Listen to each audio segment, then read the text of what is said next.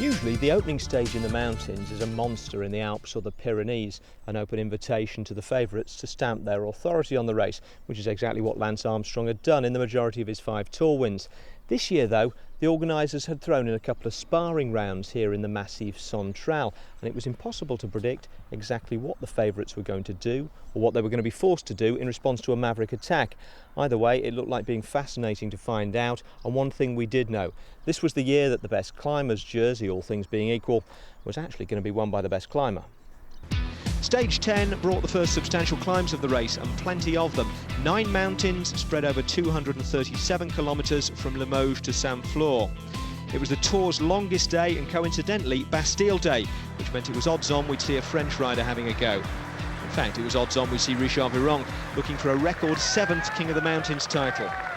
With Axel Merckx for company, he led the race over the first 6 climbs of the day, then accelerated away on his own up the 7th, the first category, Col du Pas de Peyrolle.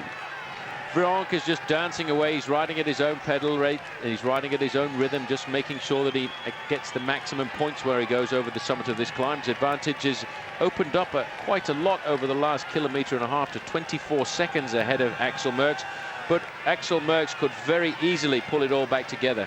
Looking then, over the top goes Virenque, and with the 15 points he gets there, he also gets the lead in the King of the Mountains. Here comes Axel Merckx, and they're not very far apart, so I suspect you never know with Richard Virenque, in all honesty, but I would expect Richard Virenque to hang on a little bit. Well, you can see the clock ticking away here on Axel Merckx, and it's going to be around about the 30 to 35 second mark, and it's a kind of distance that can be completely and utterly wiped away over the summit as Axel Merckx takes on board a drink here, and he will probably very quickly be up to maximum. In fact, it's just 40 seconds over the summit there, the official time check coming through. Well, Virenque is one of the fastest descenders as well as one of the best climbers, and it was obvious he had no intention of waiting and working together with Merckx. As the pack came down off the Peyrolle, there was a nasty crash involving Jan Ullrich's T-Mobile teammate Matthias Kessler, who fell really heavily, cracking a rib and bruising a lung. Amazingly though, he rode to the finish before leaving the race and going to hospital. Credit Agricole's Sebastianino though was even worse off. He fell on the same descent and was helped straight into the ambulance. Out ahead though, Richard Virenque was closing in on a superb solo Bastille Day win. This has been one of the most outstanding performances, and we'll talk about this for many years to come. Now they start to cheer, they can see him for the first time. Richard Virenque, stage win number 7, to marry up with the great place names of the Tour de France: Luzardidon, Cauterets, Courchevel, Morzine and Mont Ventoux, and to that he can now add the little mountain top of Saint-Flour. And I can imagine exactly what his victory salute is going to look to. It's going to be one finger up to the sky when he comes round the corner. Face looking just a little bit drained, but it will be a relaxed face when he comes round this corner. The crowd can now finally see him. It's Bastille Day here in France this afternoon, and it's a Frenchman who's going to win. Well, what a great tour the French are having. The race leader will stay on the shoulders of the French champion, while the man who has been one of the best French riders, Richard Virenque, his 12th Tour de France, his 7th stage win, he is again the leader in the King of the Mountains, and it's happened in Saint-Flour. This is really a remarkable performance by Richard Virenque today, to go out and cover this course in 6 hours for 240 kilometres. That is an incredible average speed. You can just see the scenes there at the finishing line. He is being absolutely mobbed there, Phil, by the French press. Well, they all want the very first words to come out of his mouth, and I can imagine it'd be something similar to "I'm pretty tired." Yeah, je suis un peu fatigué. Exactement. C'est fabuleux, quoi. J'étais vraiment au bout de mes forces aujourd'hui. L'année passée, 14 juillet, j'avais le maillot jaune, et aujourd'hui, je gagne. C'est génial pour l'équipe Quick-Step David Tamon, et pour moi, c'est clair. Et simplement, je voulais un peu dédier mes victoires à 2 personnes. À Joël Chabiron. J'ai beaucoup pensé à lui aujourd'hui, qui nous a quittés, et m'a mis lu. Donc c'est un peu pour eux aujourd'hui que dans le final, j'avais des crampes de partout et j'ai été chercher des forces pour eux. Et voilà, deux personnes s'étant allées et c'était un peu pour eux aujourd'hui. Et voilà, un hommage à eux. 1 kilometre to go. It's actually only 800 meters as the big sprint starts now. Now, is Lance Armstrong going to have a dig? Is Jan Ullrich going to have a dig here? I can see Kim Kirken looking over his shoulder, and Ullrich isn't far off the front. Armstrong there in 5th position there. He's got a teammate right in front of him. I think it was Jose Acevedo. There was a good move coming here from Crédit Agricole. Laurent Brochard trying to wing off the front there as they take this hairpin bend. There are around about 600 meters to go to the finish. I don't think that Ullrich is going to let Armstrong sneak away over the last few meters just to get himself a couple more seconds. Patrice Algon is the rider there, trying to go there with Brochard, but there's a break by Mancebo. The champion of Spain's gone on the left of the picture now, and still Armstrong is trying to move forward here now. Ullrich is just following wheels in the centre. Francisco Mancebo, who's had a great day out today, just nipping points at the mountain summits, he's trying to pull away. But look at this, Thomas Voeckler, the yellow jersey of the Tour de France, is looking for a bonus here. He's being challenged by Clouden, Andreas Clouden. Mancebo, Ullrich is on the wheel there as well. And over to the left, Armstrong looks a little bit troubled here. This is now, no, it's not, in fact, it's Zabel. Zabel is there. There's a gap to the main field for Armstrong as well. Zabel's just on the back there, on the wheel of Cloden. There's Mancebo. There's a gap between Armstrong and the rest of the field. I'm not sure if they'll give it, but there is a definite gap in the peloton. There'll be no gap there as they come over the line. It will be Cloden, Zabel, Mancebo. There's the split now. It looks as though they'll give the others, and Ullrich was tagged onto the back just along with Armstrong. But the other boys, and if Tyler Hamilton is in that second half, he may have lost, what, a couple of seconds. So, a great win for Virenque, which catapulted him up the overall standings, but the favourites didn't all finish in the same time in the group, as they usually do. Tyler Hamilton, Oscar Sevilla and Roberto Heras all lost 7 seconds. And here's where it happened. Right behind Jan Ullrich in the pink and white of T-Mobile, the judges ruled that there was a break in the group, and once that happens, the clock starts ticking. Full concentration by Hamilton and company, which produced the first change in the time gaps between the favourites since the team time trial.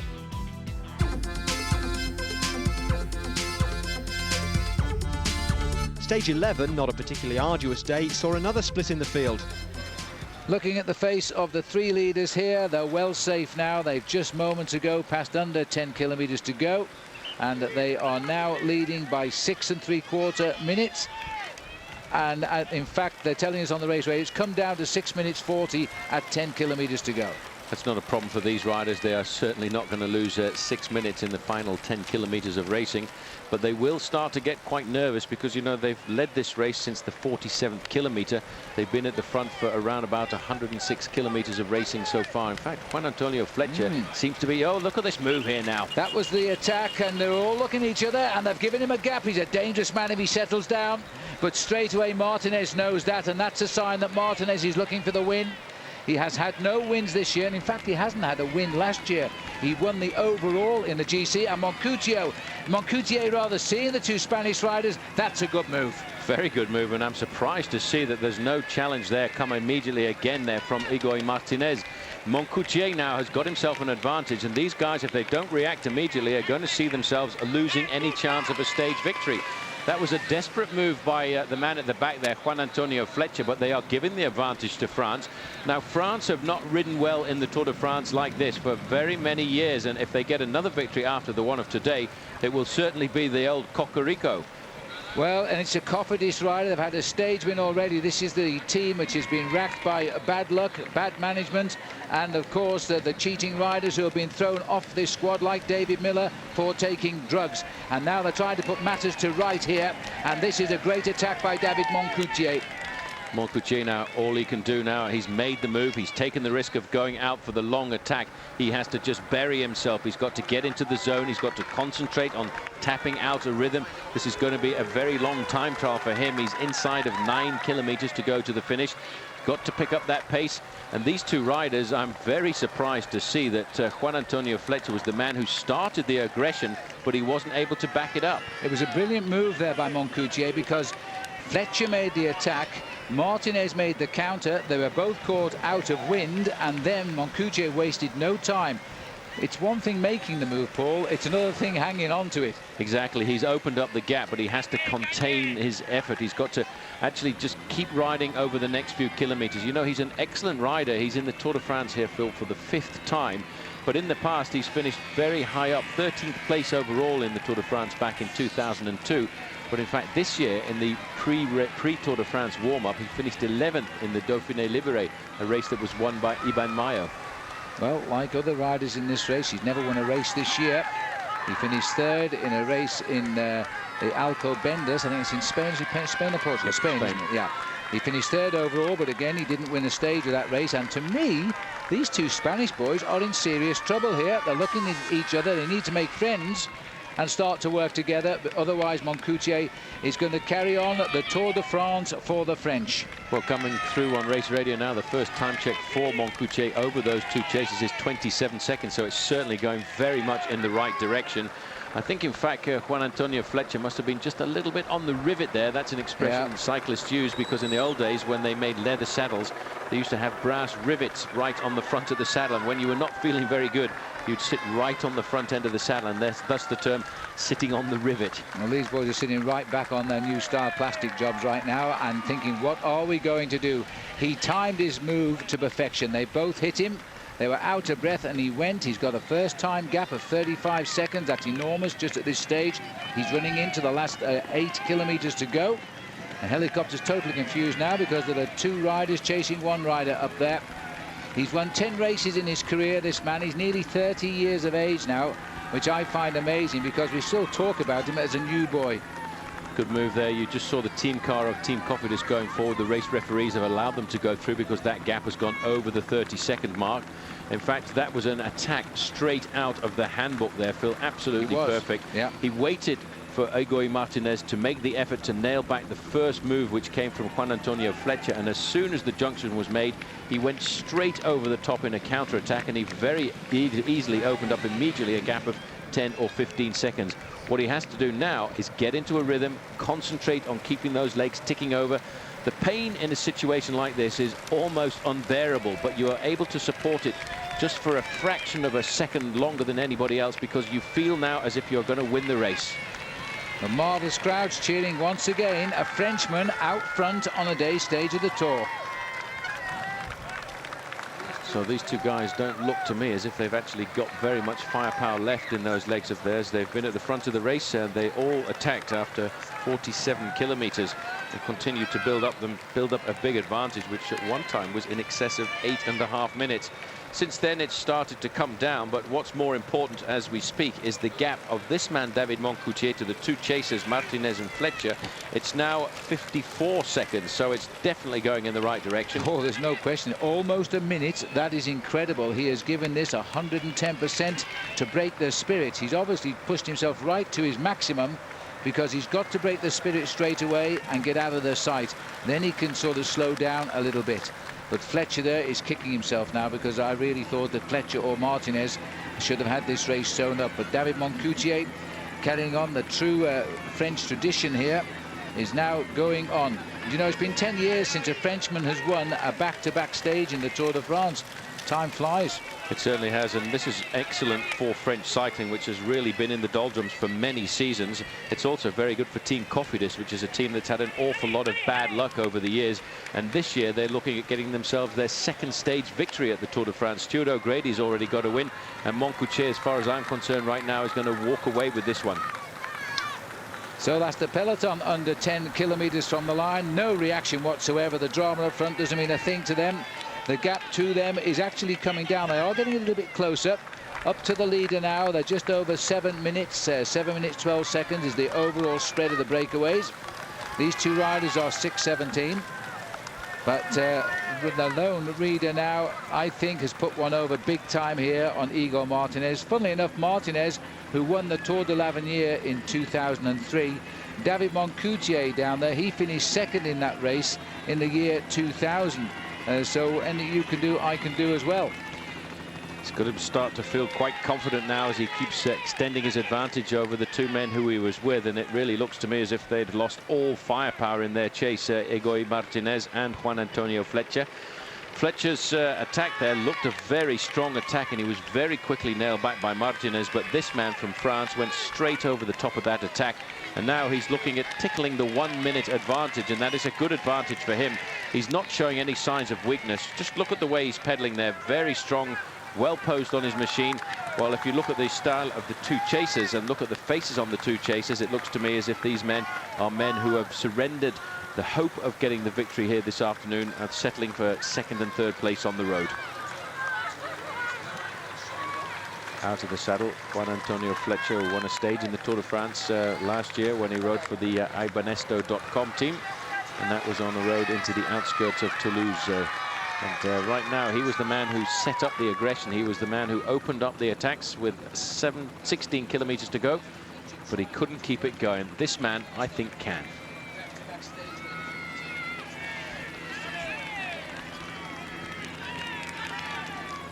Well, our television camera's got the best seat in the house now, right behind yet another Frenchman in full cry here. Well, they may eventually have to succumb to the likes of Armstrong, Ullrich, Hamilton, and maybe even the Spanish riders, Heras and Mayo. But right now, the French are enjoying their own race for the first time I can remember with so much success. It's a long time since the French have had so much success, and the French teams have had a lot of success out of this year's Tour de France as well. Inside of 5 kilometers to go, look at that face. He's concentrating right now. You can just see that whiteness over his lips. It's been a very hot day out in the saddle. A lot of these riders will have certainly lost a certain amount of salt, and they've had to take on board huge amounts of liquid, probably drinking between 5 and 7 liters of water on this 103-mile race. This man has certainly got the speed to survive. I hope he keeps just a little bit under his belt for the final climb of the day, because although it's not marked on the race profile as a climb, there is a naughty little climb on the run into the finish at around about 2 kilometers to go. And of course, let's not forget, the final 500 meters are not that easy either. No, the only thing that will help him, he arrives there with a minute to go, which is what he's got, more than a minute now over the two chasers. He'll be able to ride up like Richard Virenque did yesterday when he won his stage. It was too far ahead to be caught. 2.5 miles to go, or something like 4 kilometers from the finish. There down below is the town of Figeac. Doesn't look uphill, does it? We have a nice little downhill to it first of all, though, before we climb out, and now things are looking extremely good. He's racing now somewhere around 58 kilometers an hour, and they're never going to catch him. He's still moving away. Our computer steadily counting in his favor. It's now 1 minute and 24 seconds. Well, Fletcher in second position. I think Fletcher was just trying to surprise those two riders, but maybe he was just trying to hide his form because he didn't have the legs this afternoon, I don't think, to go for a move like this. He won his race in the Tour de France last year on the last-minute burst, which he was able to keep on the way down towards the finish. But this counter-attack by David Moncoutier was a superbly timed move. He waited, I think, for the rivalry between the two Spanish riders, and once they came together after the first initial move by Fletcher, he went straight over the top, and he's never looked back since. And he's in fact really extending his advantage, because it's now not too far away from 1.5 minutes over the two chasers, and he doesn't even have to worry about the main field because they're only just inside of 6 minutes 49. Yeah, they've just gone under the 6 kilometers to go, I think, for the main field. This man is coming up to inside 3 now. Just got to watch these corners, these roads, twist and turn, duck and dive, adverse cambers. Don't be taking too many risks now. The French crowd here are going to enjoy the occasion now, as a Cofidis team is looking to take their second stage win of this tour. And if you go back to April, they were all under voluntary suspension by the sponsors because they were trying to sort out a huge doping problem within the team.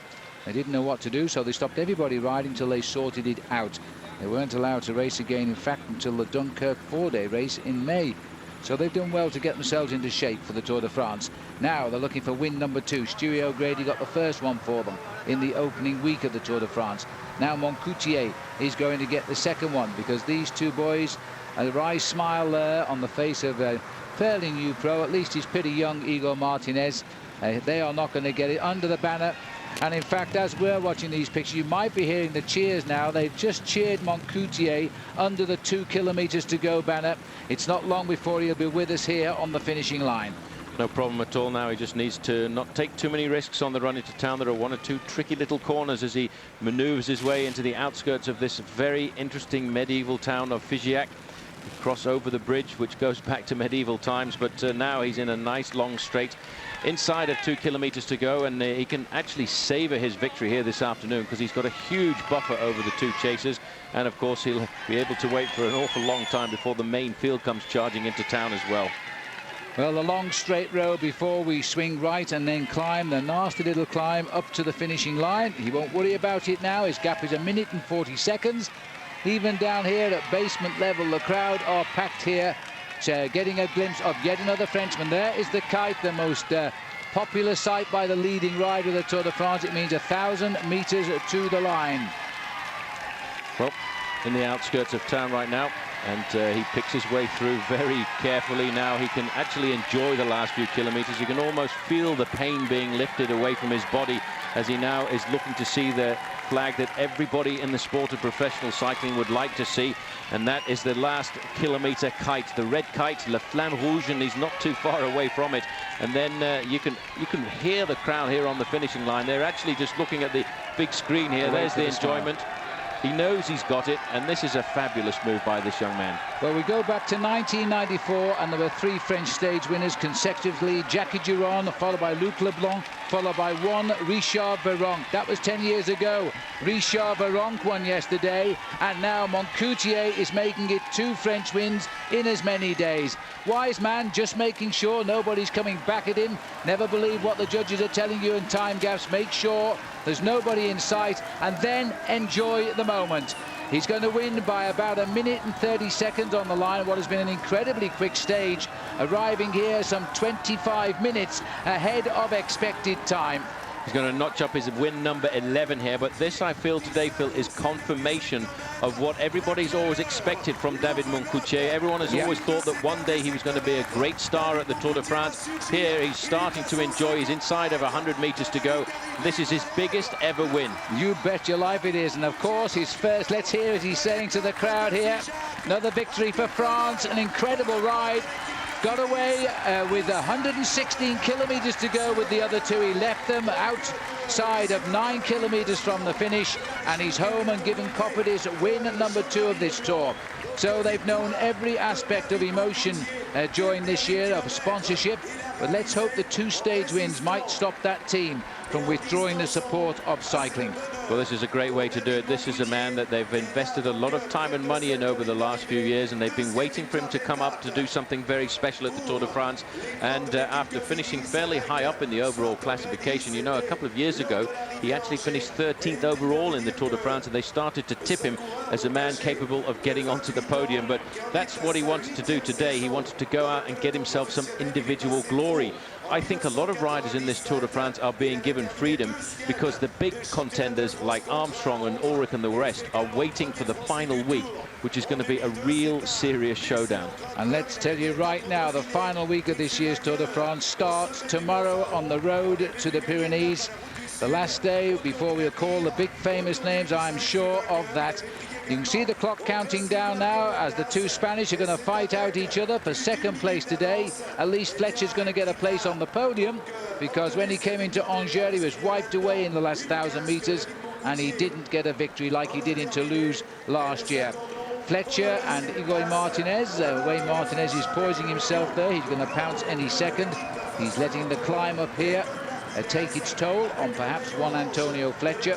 There's the time gap for you. It was an amazing gap in the end. These 2 boys knew as soon as Moncoutier settled into his rhythm, they were not going to catch him, so they didn't even bother to chase him down. Huge advantage. Moncoutier still 1 minute and 50 seconds since the Frenchman crossed the finishing line, and these 2 Spaniards, I think, must really be kicking them. I think we tipped these 2 guys, either one of them, to win the stage, and we never ever gave David Moncoutier much of a chance. No, the commentators' death throes, I'm afraid. We chose one of these 2 to win, so Moncoutier got the great win of the day. Here's the big effort now, and Fletcher has something left at least. Plenty of gas there. Second for one Antonio Fletcher, third for Igor Martinez. There is Hondo in third position, moving up. They're sprinting for fourth place here, and they're trying to set it up for Eric Zabel. Eric Zabel in an ideal position, not too far away from either Stuart O'Grady. And in fact, Robbie McEwen in the green is just a little bit further back. Well, I'll tell you what, if if Zabel gets this, he'll take the green jersey lead away from McEwen. There was only 10 points between them. McEwen, by tradition, comes late, and he moves to the right. Even Armstrong is mixing there on McEwen's shoulder, but it's given Zabel a great finish here. Thor Hushoff is on the wheel now of Eric Zabel, but now McEwen has got the wheel of Hushoff, but has he got the legs? I don't think he has, because coming up the line it's Hushoff followed by Zabel, and I think just getting in there was McEwen, but he just about hang on to his green jersey there. Armstrong also getting himself mixed up with that one, but wisely just moving out towards the end. Even people who knew nothing about cycling could tell that stage 12 to La Mongie was important. Sheryl Crow was back on the race, and she had half the population of Europe and a good portion of Texas for company. The slopes up the final climb to La Mongie were absolutely packed, and with good reason. Everybody knew that this was where the face-off really started between Lance Armstrong and the men intent on depriving him of a 6th Tour de France. And the question for those riders, to paraphrase Sheryl, was, are you strong enough to beat my man? The man, as usual, had his own opinions. You hear stories from teammates and friends of his, or people that are close enough to know, and that say that he's happy to get second. And I'm not saying that as a criticism. I mean, when he gets second, it's like, oh, that's a great race. I got second, Lance was stronger, or the guy who got first was stronger, and I'll take second. If that's his approach, then I think that's great. What's going to happen to Roberto Heras? Because he was your right-hand man in the mountains. Now, instead of setting the tempo for you, he's going to try and blow you away. Yeah. Well, good luck.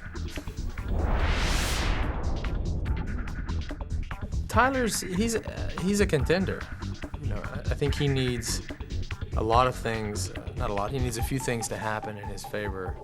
But he's certainly a person that can win the Tour. He has to stay out of trouble. He's different than a Mayo who I think, with 60 Ks on the final time trial, will for sure lose time.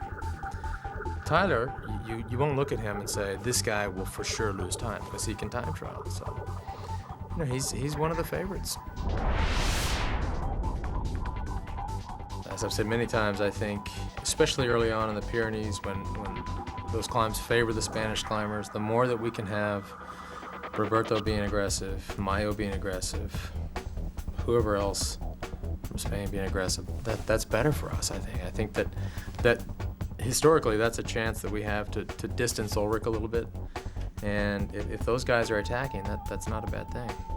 Well, it's now day 13 in the Tour de France. It's taken a long time to find the serious climbs of this year's race, and the same man has been in the yellow jersey for 7 days.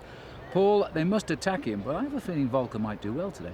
I think Voeckler is actually going to survive. He's ridden very well. I think he's actually transformed over the last few days. And I think what's impressed most people is, in fact, the way that his team have risen to the occasion. Very often when you get a yellow jersey into a team, it changes the approach of the whole team, and that's what's happened to the Brioche Boulanger team.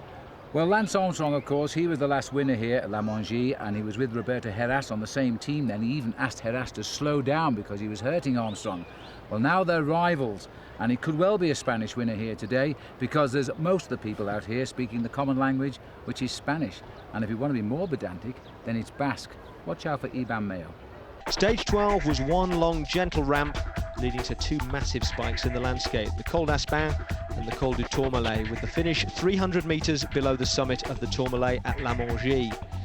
Well, we're looking at US Postal at the front of what is left of the Tour de France right now, mid-climb of the Col d'Aspin. And it is Noval and Beltran, the 2 Spanish climbers for Armstrong, who have blown this race apart. The only men really who are left are the significant names of the Tour de France, and the maillot jaune is still continuing to surprise us. Thomas Voeckler there riding about 10 men from the front. He has survived an onslaught I think we've rarely seen on the Col d'Aspin. It's unbelievable the way they came at this climb. I think everybody's not necessarily worried about the Col d'Aspin in itself. They're worried about the descent off it. As you can see, this is actually the easiest descent if we were to come down on the west to east trajectory. It's a safe descent down into the town of Arrow below us. But the way we're going over here, the descent off the summit of the Col d'Aspin is very treacherous. There's some very nasty corners. Some of them come round on themselves almost 300 degrees. They're unbelievable. Well, we're looking at Beltran taking over from Noval, the newcomer on US Postal, but turning out to be a bit of a star now. Now we know why they selected him. He can drive. Now what's going on at the back there, because that was Rabobank's Grisha Neerman. He's probably number 3 on the team in the mountains, and he's also in trouble now as well. Elmiger, we get a chance here just to see which riders are being eliminated from the front end of the main field. Christophe Mongie just going back there as well from fdjeux.com. Nicky Sorensen in difficulty. Stuart O'Grady, that's not a surprise. Stewie is not one of the biggest bike riders when it comes to the big mountains, and he too will get left behind on the slopes of the Col d'Aspin. Just in front of him, Marzio Brusegin. Yes, well, Stuart, I think that's to be expected for O'Grady today. 2nd overall, remember, he'll be losing that place today, I think. But that's all right. He still looks for another stage win. He's having a great Tour de France. Like many riders in the Tour, these are not the days that they appreciate. Here's the gendarmerie who safely escort the race. They're waiting to go through because they must be as confused as everybody else. There's groups of riders all over the Col d'Aspin today. They've still got to get to the front, though. And now look at this here, because this is Zubeldia, and he was 5th in the Tour de France last year and wasn't happy with his tour at all. And Landeluz is also with him, the man who nearly was the winner the other day. Right, there's an attack off the front end of the group here. Might slow it down a bit. It might slow it down, but I think US Postal have got complete control. They don't want to react to every little flurry of attacks on the front end of the main field. They will have a number of names notched into their brains or into their helmets, which will tell them who they have to react and chase after. And that certainly is not one of the men that they're too worried about. But you can see the reaction is coming here from the Euskaltel team. They want to have somebody in every move that goes off the front, because there are so many orange jerseys on this final climb of the day looking to see if the Basques can win. Well, this looks like Francesco Secchiari here from Domina Vacanzi. Just about see him through the picture breakup. Sorry about that. Atmospherics, the trees, everything working against us. Here's Life a little bit further down at the back again. He's still hanging on, though. This is Zubeldia, the man who finished 5th in the Tour de France, is a great climber. All of his country people are waiting for him at the finish, where, by the way, the sun has now come out. We can't work this weather out at all, can we? It's very wet, but at least the sun is shining. He's just about hooked on again now. Well, in fact, that was Filippo Simeoni who's attacked at the front end of the group, one of the riders from Domina Vacanzi. And this is at the back end of the group. Number 118 there is Christian van der Velde. I don't think anybody's going to react to this acceleration by Filippo Simeoni, because he's not really somebody who's regarded as a possible overall winner, and he may well think that he's going to give himself a slight advantage over the front end of the peloton. In fact, he's got around about 10 seconds, and that might well just calm the speed down at the front end of the main field. This is Simeoni. If you remember, he was on the attack a couple of days ago, and charging into the finishing line. We thought he was going to come out with a win at the end of the day. Just holding him there. He won a stage of the Tour of Austria this year, but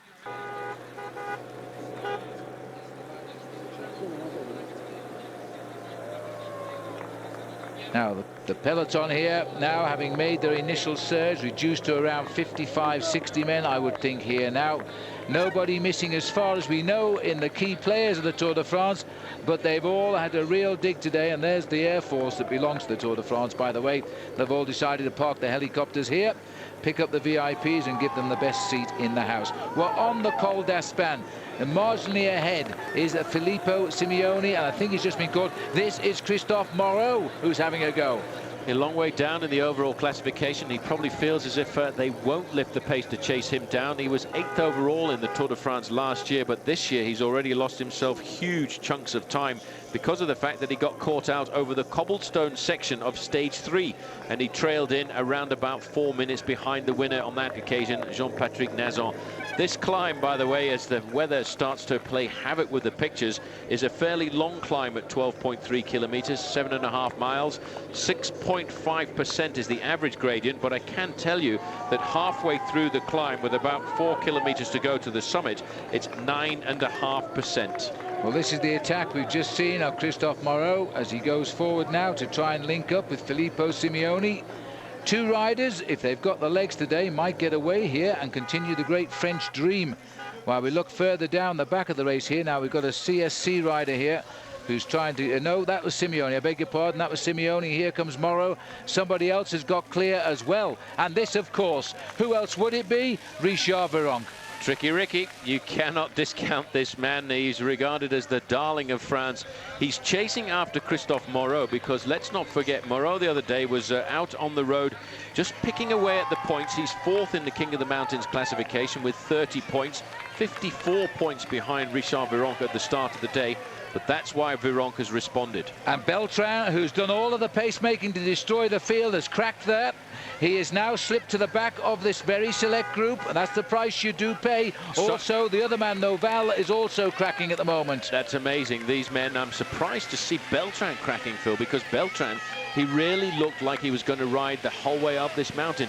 There will be some strange reactions in the body, I think, because of these climatic conditions. Well, they gave 110% there to do a lot of damage to the main bulk of the race, but it looks as though they've paid the price in full here. Armstrong still has, of course, some of his faithful teammates, including Hincapie and Floyd Landis, up at the front. But you know, Virenque is a danger now. Virenque is seeking the yellow jersey. He lies fourth in this race. That's got to bring a reaction from Voeckler, otherwise he won't be in yellow. Paolo Bettini, he did a magnificent job of work in the few kilometers leading up to the corner at the bottom of the Col d'Aspin. He now, I think, will just sit up and find his own rhythm and comfortably go over the summit of the climb. Now we're looking at a three-man leading group. Christophe Moreau in the green shorts there, Filippo Simeone of Domino Vacanze, and Richard Virenque, the man who has won the King of the Mountains classifications on 6 occasions. And let's not forget, as you said, Phil, he's fairly high up in the overall classification. And what a surprise that would be if Richard Virenque climbed up from 4th into 1st place. Well, nothing surprises me with this man, you know, Richard Virenque.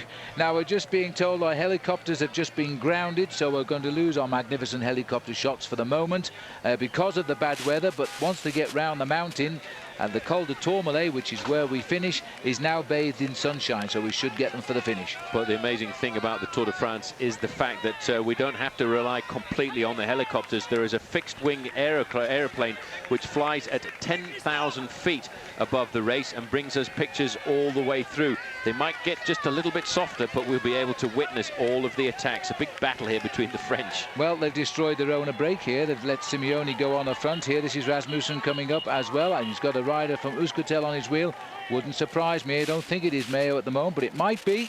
And if it is, the crowd here are going to release a raucous cheer because they can see this on the television as he climbs away.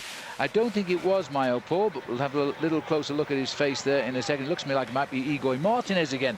Wasn't it Martinez and Simeone together the other day? Yeah, it was. Those two riders in the breakaway trying to get themselves off the front. This is definitely Michael Rasmussen on the front. You can just see the World Championship bands. Everybody from Danish television was waiting for the mountains because they felt that this man was going to ride superbly this afternoon. Now, you give him 20 seconds advantage over the top of the Col d'Aspin, you won't catch him because he was a former world mountain bike champion. Now, this is interesting now because it was US Postal that caused the big split here and did all the making.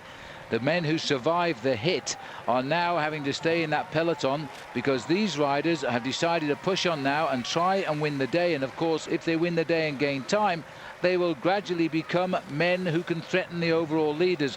Rasmussen, for example, is 11 minutes behind at the moment, but he could be closing in if he got a good win today. But he's only around about 1 minute and 40 seconds behind Lance Armstrong in the race of the big challenges. I'm very surprised to see the Blue Guard, Phil, losing Manuel Beltran, but still they can hand over some very solid other bike. What's the problem there? There's a problem for Floyd Landis. Yes, just saw one rider get pushed to one side. That was Landis getting pushed across there by his own teammate, Lance Armstrong. Unfortunately, we can't control our cameras and we've cut away from it. Nothing coming to us at the moment on race radio. This is Michael Bogart at the back for Rabobank, who are clearly in trouble as well. While his younger teammate, Rasmussen, is beginning to move clear here. Awfully sorry about the pictures. We do have an aeroplane flying at 10,000 feet and it will catch these signals. But our helicopters are down because of the weather. But the weather is clearing very rapidly on La Mongie, so we should have a nice ride to the finish. This is the group US Postal now, just trying to keep a good tempo going. And they're limiting their losses just now because we're looking here at the two leaders, Martinez and Rasmussen. they're not exactly running away from the chase group, are they? No, they've only got themselves 5 to 10 seconds advantage, as you can see there. Let's have a look at the back of the pack. There is the yellow jersey, still defending very well. It's good to see him holding on here. Number 117 at the back there from the Liberty Seguros team is Marco Serrano, and I think just in front of him was number 111. That's Roberto Heras. He should be sitting at the back. There's Tyler Hamilton too, off to the right. So they're all in the group. They've read it well. They're allowing US Postal, allowing might be the wrong word, to do all of the pacemaking and use their energy up. Remember, US Postal have destroyed 2 of the team in this effort today. Sitting right here at the back too is Camano of the Euskadel team, another danger man when the roads go up. Looking over his shoulder there is Iban Mayo. This is quite an amazing group now. I think we can just move up there. Heras and Fowen and Tyler Hamilton and the Mayo jaune all riding. Let's have a look at his face, see if we can see what he looks like. Well, I tell you who's just in front of him as well, number 31, Iban Mayo. A lot of riders under pressure. It's still a very large group. Let's just move slightly forward. That was Gilberto Simoni in the group too. And in fact, Rasmussen now decided to go alone. Everybody wanted to see how this man was going to perform in the mountains. We've seen him ride very well in the past in races like the Tour of Spain and, of course, like the Giro. I don't think they really have to chase down Michael Rasmussen. He's not really regarded as a threat for the overall classification. It's his first attempt at the Tour de France. And I think right here he's finding himself using up an awful lot of energy, because there's still 30 kilometers to go to the finish from the summit of this climb. Well, Michael Rasmussen, there's no doubt in anybody's mind he is a star for the future. And don't forget, Rabobank have never had a candidate to win this race overall. They've always been a very good all-round team to take stage wins, etc. But Levi Leipheimer, that's the reason the American was brought to the team, to try and win the Tour. He came close. He's had an 8th. But last year, of course, he had that horrible crash. Now they've got a 2-pronged attack here. But even so, as they wipe out Martinez, it's big George Hincapie stamping on the pedals. He's a magnificent cyclist. He is unbelievable. George Hincapie rides a superb early season classics campaign, riding the great races like the Tour of Flanders and, of course, like the incredible performances we've seen him put in Paris-Roubaix. But once the month of July comes, it's dedication to just one cause, and that is the cause of his leader, Lance Armstrong. I'm a little bit surprised to see Roberto Heras riding so close to the back of this group, number 111. But, you know, he's already 2 minutes behind Armstrong in the overall classification. The big difference between riding for a leader and actually supporting the weight as the leader of the bike race yourself is a completely different thing. Now he has to reverse his tactics. If he had been in the same situation as 2 years ago when he was coming up La Mongie, he would have had to been riding here right now, making the pace for Lance Armstrong. There is Armstrong. There's no message coming at us as to how he feels by looking at his face, but I think pretty good right now. Nobody else is getting a look in here. The whole field of the Tour de France again being placed into second, subservient to the work being done by US Postal. Only Michael Rasmussen is in front. Just look at him, though. He's got 3 riders in front of him, 1 behind. The rider behind him there is just in case Armstrong has a problem and needs to change his time. Look at Ullrich's face. He's really grimacing. He's looking for the power. He's a big, powerful bike rider, using probably a couple of teeth bigger on his sprockets at the back there than Lance Armstrong is. He's surrounded by his men, too. That's Andreas Kloden in the white jersey, national champion of Germany. Just off to the right-hand side was Giuseppe Guerini, winner at the summit of the Alpe d'Huez a couple of years ago. He has his moments in the clash. He's a great ally for Ullrich. Ullrich, remember, he's lost a good man the other day in that very nasty crash coming down the Puy-Marie. There's Heras in the little boy in the blue jersey, and the yellow jersey here, I think, is under a little bit of pressure here. He's having to work very hard to hold position. Now, Heras may have sensed that because he's gone round him and moved right up, and that was probably a very wise move. Here we go back up to the leader. Michael Rasmussen, he's been around a long time, but not in this particular branch of the sport. He was a mountain biker and a world champion. He's now 30 years of age, and just to give you some idea of his successes, he won the 6th stage of the Dauphiné this year, which is the build-up race for the Tour de France, and last year he won a stage of the Tour of Spain. So he really is a great bike rider. The last time he won a mountain bike world championship was 1999, when a certain Lance Armstrong was winning his first Tour de France. Yeah, but the mountain stage that this man won in the Tour of Spain was no mean mountain stage either, because if you remember, he won to the summit of the climb called Cotteret, which is not too very far away from where we are here. Yes, and Richard Baron won there once as well, and so too did one Miguel Indurain. Well, there he is, and he still looks good to me. He's got a lovely position on that bike, a little small man he is, and he keeps on the inside. He must think, goodness me, there's all these riders can climb like me in the Tour de France. It's a big battle now. Hamilton, number 21, sitting at the back there. For my liking, just a little bit too far back in the group. If I was feeling strong, I'd want to be riding up alongside Ullrich and Armstrong. So would I, because, you know, Tyler Hamilton, and we don't want this to happen, has a habit of falling off, and it's going to be a very treacherous descent down here. 2 kilometers to go to the summit of the climb now, and the leader Rasmussen has an advantage of around about 13 seconds. That's Chechu Rubiera on the front. Jose Luis is his proper name, but his nickname in the team is Chechu, and he is always on form in the month of July for Lance Armstrong. Came across the team with Roberto Heras from Kelme. The yellow jersey here, Phil, he's suffering. He's just holding on. He wants to hold on for another meter, another kilometer. He's under serious pressure. I actually want this guy to stay in contact over the summit here this afternoon. He's been so courageous over the last 7 days of racing that I really would like to see him keep the yellow jersey for one more day. He needs to go with it. We've seen him in this situation where it does hurt him, he does suffer deeply, but he does have the ability to get out of the mess he gets himself in, and we've seen him even sprint out for the Premier place. He had a 5th and a 6th.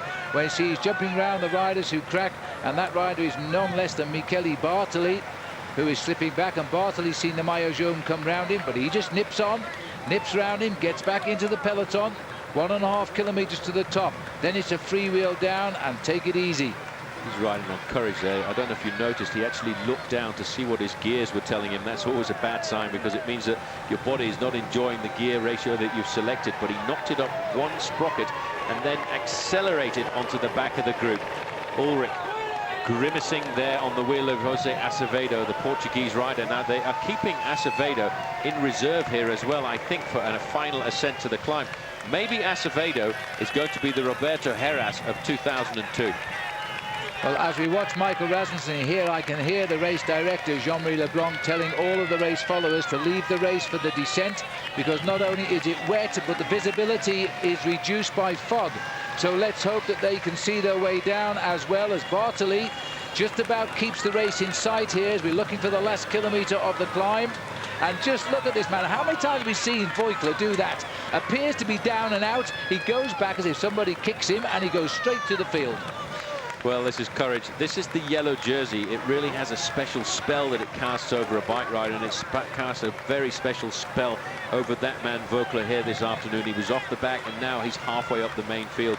Hamilton surrounded by his teammates there. Number 21, you can see riding fairly comfortably. He's got Santos Gonzalez not too far away from him. The leader of the race is just going past the 1 kilometer to go banner to the summit, while still the US Postal Field are not showing any signs of pressure. They've shed 4 men not coming up this climb. Rubiera here now doing all of the work. Floyd Landis, George Hincapie. They've lost 4 men, but they've still got plenty around Lance Armstrong for the final ascent. 1 kilometer to go for Rasmussen. I think we're about to hit the same marker. We're not getting a time check any more than 10 seconds, going up slightly. So it's still very good. Richard Virenque is waiting now, about 10 men down, to try and get the points over the top. It'll be second at the moment, but that'll be good enough for him. Christophe Moreau is still here and showing some good ability on the mountains at what we've seen of them this year. There's the concentration of Rasmussen, 30 years of age and seeking his first ever stage win in his first ever Tour de France. Well, the Danish were waiting for this. They were very excited about the possibility that this man was going to win here this afternoon.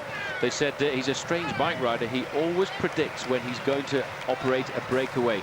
And that's exactly what he told them today, that he wanted to go out on the attack. He wanted to win today's stage. He did exactly that in the Dauphiné Libéré earlier on this year. He actually purposely lost time in the overall standings so that he could attack the next day and win the stage. George Hincapie, Floyd Landis here. These boys get better and better every year we see them ride. Hincapie seems to continue to develop. What, 3 years ago he wouldn't have been on the mountain at this stage of the day. Here he is setting the pace, keeping everybody under control. Andreas Clouden off to the left there, the champion of Germany, looking out for his team captain Jan Ullrich. As we start to head up towards the summit now, it looks as though Rasmussen is going to get his name in the history books as the man who topped the climb first. It's been a very good climb by him, and being a mountain biker, and they tend to have better skills than a road cyclist, he could well descend very quickly. He's going to go downhill like a man possessed, and he won't be scared at all about the weather conditions. It is a bit scary on the descent of the Col d'Aspin, especially with the fact that the clouds have come down to make it a little bit foggy in one or two of the corners. But there are some dark corners as well, because after the first 2 or 3 kilometers of the descent, you go into a forested area, and that's very difficult in a forested area to actually be able to read the lay of the line, the lay of the land, and the corners that you're kind of going to go through. Well, Veronk is moving up there to snatch second place. I don't think they'll get up to see this man here. When the crowd gets thick and deep like this, you know you're not far from the summit of the first category climb. There's a magnificent cloud here. The rain is still coming down, but it is beautiful at the finish on La Mongie now. All of our spectators have come back onto the finishing line in their thousands. I don't know where they've been, but they're back. And just look at the crowd on top of the Aspan, seeing the leader go. Here's the sprint for second, unless they sweep up Rasmussen and Richard Veronk. Watch out, because it was only seconds in it. Rasmussen will go over the top, and that's how close. Looked the wrong way, Richard. I think Moreau pipped him. Moreau pipped him, I think, just on the line there, but the acceleration has pulled Rasmussen back into the fold. Moreau there going across in second place. I think the photo will give us the right answer. But this is a bit of a worry, Phil, for me to see Tyler Hamilton sitting at the back of the group, surrounded by all of his teammates. He shouldn't be there. Well, there sitting on the back too is Chavanel of Brioche-la-Boulangère. He's last of that very select front group over the Aspan. So now they're starting the descent. They go over the top of that climb with 25 kilometers to go. They will drop down into the small town of Sainte-Marie-de-Campin, and it's a descent of around about 8 kilometers, 5 miles of descent. As you can see, Sylvain Chavanel just on the back of the group there. There's the banner indicating 25 kilometers to go to the finish. And I know this descent, it is a very precarious descent. The race has been re-tarmacked over the last couple of years. As you get a chance to have a look over here, you can see that we've climbed up above the cloud level as the riders will charge down into that rather nasty foggy area, and then they'll make their way down into Sainte-Marie-en-Campin in the bottom. Well, now we've got to watch it down here. No heroics, just come down this mountain, because they'll have a better shot at the climb up to the finish. It's drying nicely on the La Mongie climb. There is Veronk, just waiting for confirmation who got that second place. There is the long, fast descent, and the trouble is these are very quick straights like this, and then you try and slam the brakes on for the sharp bends. Your bike gives that horrible feeling of accelerating when the water traps between the brake blocks and the rim of the wheel. There's the scary moment. You can see the first part of the climb is nice and open. It's not in the forested area, but it's actually most dangerous when you get into the forest towards the bottom of the descent, and then it's hard to pick the line of the riders going around these corners. As they can see at the back, it's still Sylvain Chavanel, one of the big hopes for French cycling, but most certainly hoping that he can stay in contact with the group to help his leader. This is what's left of the head of the peloton now as we begin our descent of the Col d'Aspin. Sylvain Chavanel, the last man, just hanging on, wisely lying off to get a good look at the corner. And it looks as though we've got an attack here by Moreau, who's gone off the front. Rasmussen is still ahead as he makes the descent, but we haven't seen him. So there is a possibility that he was wiped out when he went over the top. Well, they just caught onto the tail end of Rasmussen as they went over the summit of the climb. And Richard Veronk, I think, was given third place at the top of that climb. And immediately they began descent. Christophe Moreau decided he wanted to go out on his own. But it looks, I can see a figure just in front there. Now, from this distance, it's very difficult to see whether or not that is a figure of somebody descending or whether it's one of the race lead motorbikes. Well, we'll know pretty soon. The way they're going down, they are taking it common sense down here, because these roads are treacherous. And what's the point of risking things now, because all of the projected leaders of the Tour de France are in this very select group. Race Radio just crackling in here as we go down the descent. They are actually saying that Rasmussen has opened up a slight gap on the descent, so it wasn't a motorbike in front, it was Rasmussen and Christophe Moreau. Down through the trees now, you can see the gaps starting to appear. Armstrong, by the way, is a fairly good bike rider, very good at handling his machine in situations like this. But as I said in the early part of the day, if the weather conditions change, what is very important is to make sure that you do have the exact right tyre pressures. This is the leader now. This, in fact, is probably Martinez or Echevarria coming forward. get a chance to see. This is the corner, by the way. I remember it distinctly from years gone by, where we came up in the opposite direction in a Tour de France when Greg LeMond was the world champion, and he was knocked off his bike by one of the team cars of Gianni Bugno, the team leader from the Chateau d'Ax squad. This is the back of the group. Just looking at the back of the race, there's one of those nasty corkscrew bends, and fortunately all of the riders getting round safely, but they can't afford to take any chances. Now, never be a spectator, Paul, standing on the outside of those corners. Absolutely not. These guys come into these corners sometimes at speeds in excess of 60 miles an hour. It's actually in this area and on this very descent that we are looking down at, the climb down from the Col de la Mongie, that my very good friend Sean Yates once recorded 112 kilometers an hour on the descent. Unfortunately, today the riders are coming up. So as they, yes, that's a good point, that, Paul. Well, after the mountain points, we think that Veronk was given third place on the climb. He's now got 95 points, if that's the case. Axel Merckx still holding on into second place. Christophe Moreau now beginning to get in the frame there, because he's 43 and he is in third place. Still less than half of Richard Veronk as they continue. There is the leader now, so we do have Rasmussen still up there. As we pull right back, it looks as though the good descenders, I'm not sure where we are here, but I think we're at the head of the lead group. Well, that's the head of the lead group. Just going around the corner there is Rasmussen, just going in front of those houses. Chasing him still is Christophe Moreau. There was a rider from Euskaltel-Euskadi. It looked like the smaller shape of, in fact, David Echavarria. There's the yellow jersey doing a fabulous job here. This man was dropped at 2 kilometers to go. He's actually said, I can't climb the same way as the big stars do, like Ullrich and Armstrong. I'm always on the rivet. I've got to slow down and accelerate and slow down and accelerate, and he's done that to perfection here. What a fighter. What an absolutely great fighter. That is Voeckler. 20 kilometers to go for the head of the race. That's 12 miles. And of course, the last 12 are all uphill.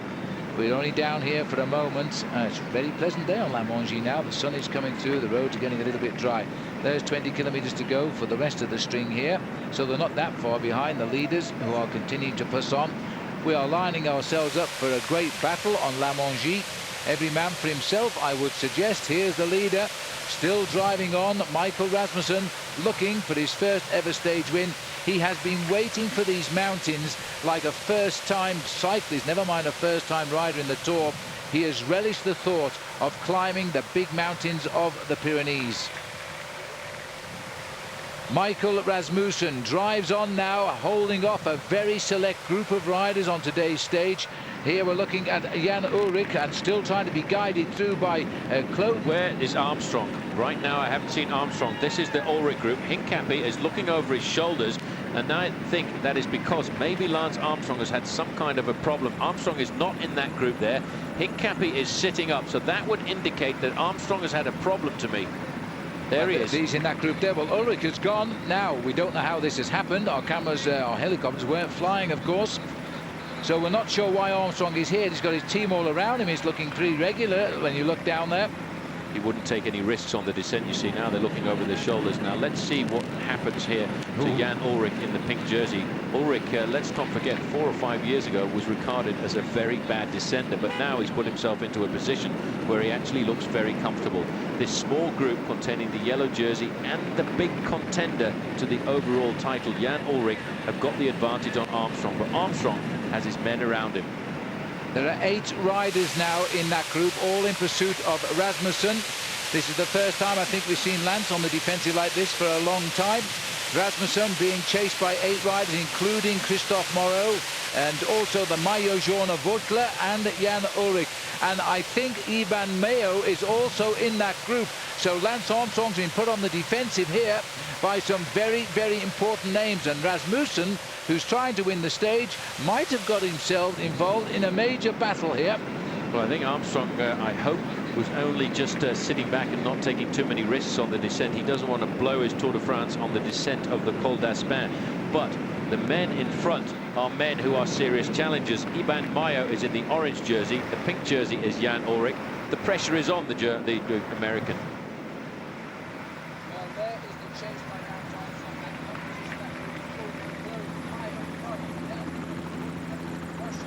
They're big names in the Tour de France. Armstrong is on the defensive. Here's the yellow jersey. And this is really quite an interesting composition of this leading group, because although, well, let's not forget, we still have Michael Rasmussen a little bit up the road at around about 15 seconds, chased by Richard Virenque. The group which is forming there, a very serious group, contains Jan Ullrich, Andreas Kloden, Iban Mayo, Christophe Moreau, Juan Miguel Mercado, Thomas Voeckler, the yellow jersey, and Laurent Brochard. Now, Laurent Brochard has been successful in the Pyrenees before. He won a stage on the 14th of July a few years ago onto the town of Ludonvielle. Armstrong is surrounded by his teammates. He's got 4 very strong teammates with him. And I think only, Phil, at the end of the day will we find out the story as to just exactly what happened to Armstrong on that descent. Absolutely, and we'll have to work it out. I think you might have a degree of correctness thinking there was no problem with him mechanically. And maybe there was a problem with him physically. That's the only other reason, other than playing safe and taking care on the tricky descent, because he's racing into better weather and he'll gamble on chasing back on the climb up to the finish. This is Rasmussen waiting for no one as he continues to try and hold them off there. Jan Ullrich, Andreas Kloden, Iban Mayo, Christophe Moreau, Juan Miguel Mercado, Thomas Voeckler, the yellow jersey, Laurent Brochard, and we think Richard Virenque makes up the 8 riders. They're reforming here at the moment. Well, this, Paul, this is the first time I can recall with Jan Ullrich actually on the attack. But look out, it's about to be healed, that gap now, because here they come. This is called control. This is called not panicking. This is called keeping all of your teammates around you. And now if you have a quick look there at Jan Ullrich, he's only got 1 teammate left with him. Armstrong still has 4 very strong teammates.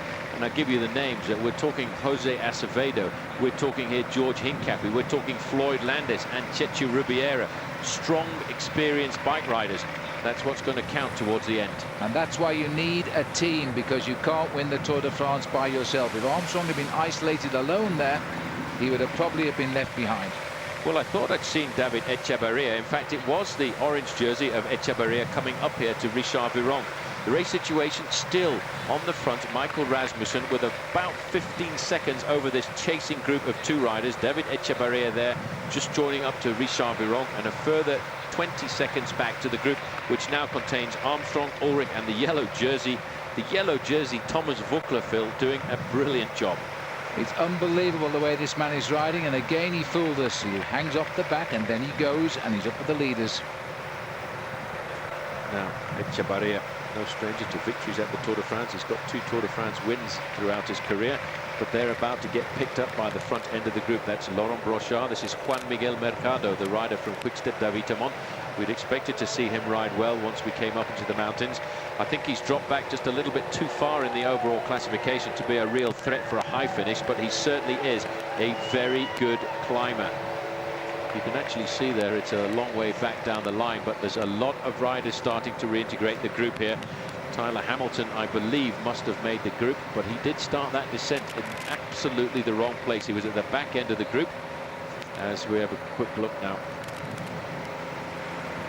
Just looking through this group, we get a chance to pick up who is here. Ivan Basso is in the group from Team CSU. This is the arrière du peloton, the back end of the group. And look like Brochard. Brochard trying to counter the move by Mercado. Now, if those 4 riders get together, Paul, then we are going to see 4 riders who might cause no concern to the big riders. Well, the race situation, as I can see it now, is Michael Rasmussen is still leading, but I have a feeling that Richard Virenque and David Echevarria have just been picked up by the front end of this group. That man trying to launch out there we just saw was Laurent Brochard trying to get across to Juan Miguel Mercado. That looked like Echevarria just behind there in second wheel. They're taking great respect on the roads here. This is the last start of the last climb of the day soon. As we start, La Mongie will take us up to the finish. We're just starting the climb now. It's some 13 kilometers to the summit. Here come the leaders. This is David Echevarria heading up the chase group. Your guess is as good as mine. At the moment, Laurent Brochard is certainly ahead of this group, and Rasmussen is certainly the leader, and that's about all we know. 13 kilometers to go. Santa Maria de Campin played throughout the history. The first year we came through this town was in 1910, and not long after that, Eugene Christophe was the famous man who repaired his forks in the forge, and he was penalized because he had some little boy blow up the bellows. It was tough, the rules in those days. Now you can see Rasmussen here, and He must have started the final climb of the day because he's taken off his helmet. Now, the rules in professional cycling nowadays say that you have to wear a helmet, a crash helmet, on every stage of the race. However, if the final climb of the day is more than 5 kilometers, you can take off your hats at the helmet at the bottom of that final climb. So he started going uphill. That's right. We saw the PMU sign which announced the start of the climb. That's the signal. You're on the climb to the finish now. There's no more downhill. It is literally every man for himself on this climb up the mountain. Rasmussen is still ahead. Mercado, I think it is now, has joined Brochard in the chase behind, followed by the group. There's not very much in it, though, because Rasmussen leads those two chasers by just 13 seconds. And then at 24 seconds, or just 11 seconds behind the two chasers, is the main group containing Armstrong, Ullrich, the yellow jersey, Thomas Voeckler, and of course Tyler Hamilton, who I seem to think I just caught a glimpse of recovering at the bottom of that descent. Well, Rasmussen continues to ride at the front. Here is Mercado and Brochard, but they're bringing them back. Grit their teeth they may. That's not a good sight, though. When Mercado looked over his shoulder, he will have seen the group still coming up. Brochard, in fact, got his helmet off, but he's got it on his handlebars. And I would have thought he'd find that rather annoying. Now, you have to think about the psychology of Jan Ullrich. Ullrich has been caught out by Armstrong's tricks, as he calls them, a couple of times over the last few years. This is Echevarria, job done. He tried to escape on the descent. Now he'll just have to survive up to the finish. Having seen Ullrich get a slight advantage on Armstrong on the descent, I wonder if he's going to make the mistake of thinking that Armstrong was in difficulty and try and attack a long way from the top. There's another problem there. I think that was a supporter, actually. It was a Rabobank supporter there. Pretty scary, though. Always a bit of a shock that. We're going to be fooled a few times by Euskadel, because the orange jersey of the crowd here outnumber anybody else up on top at La Mongie. There is Voeckler, done a brilliant ride, looked in trouble, went back to the front, was in the attacks, and is now looking very settled to be the yellow jersey tomorrow as well. Laurent Brochard rides up to the right, while US Postal come back into control now of this race.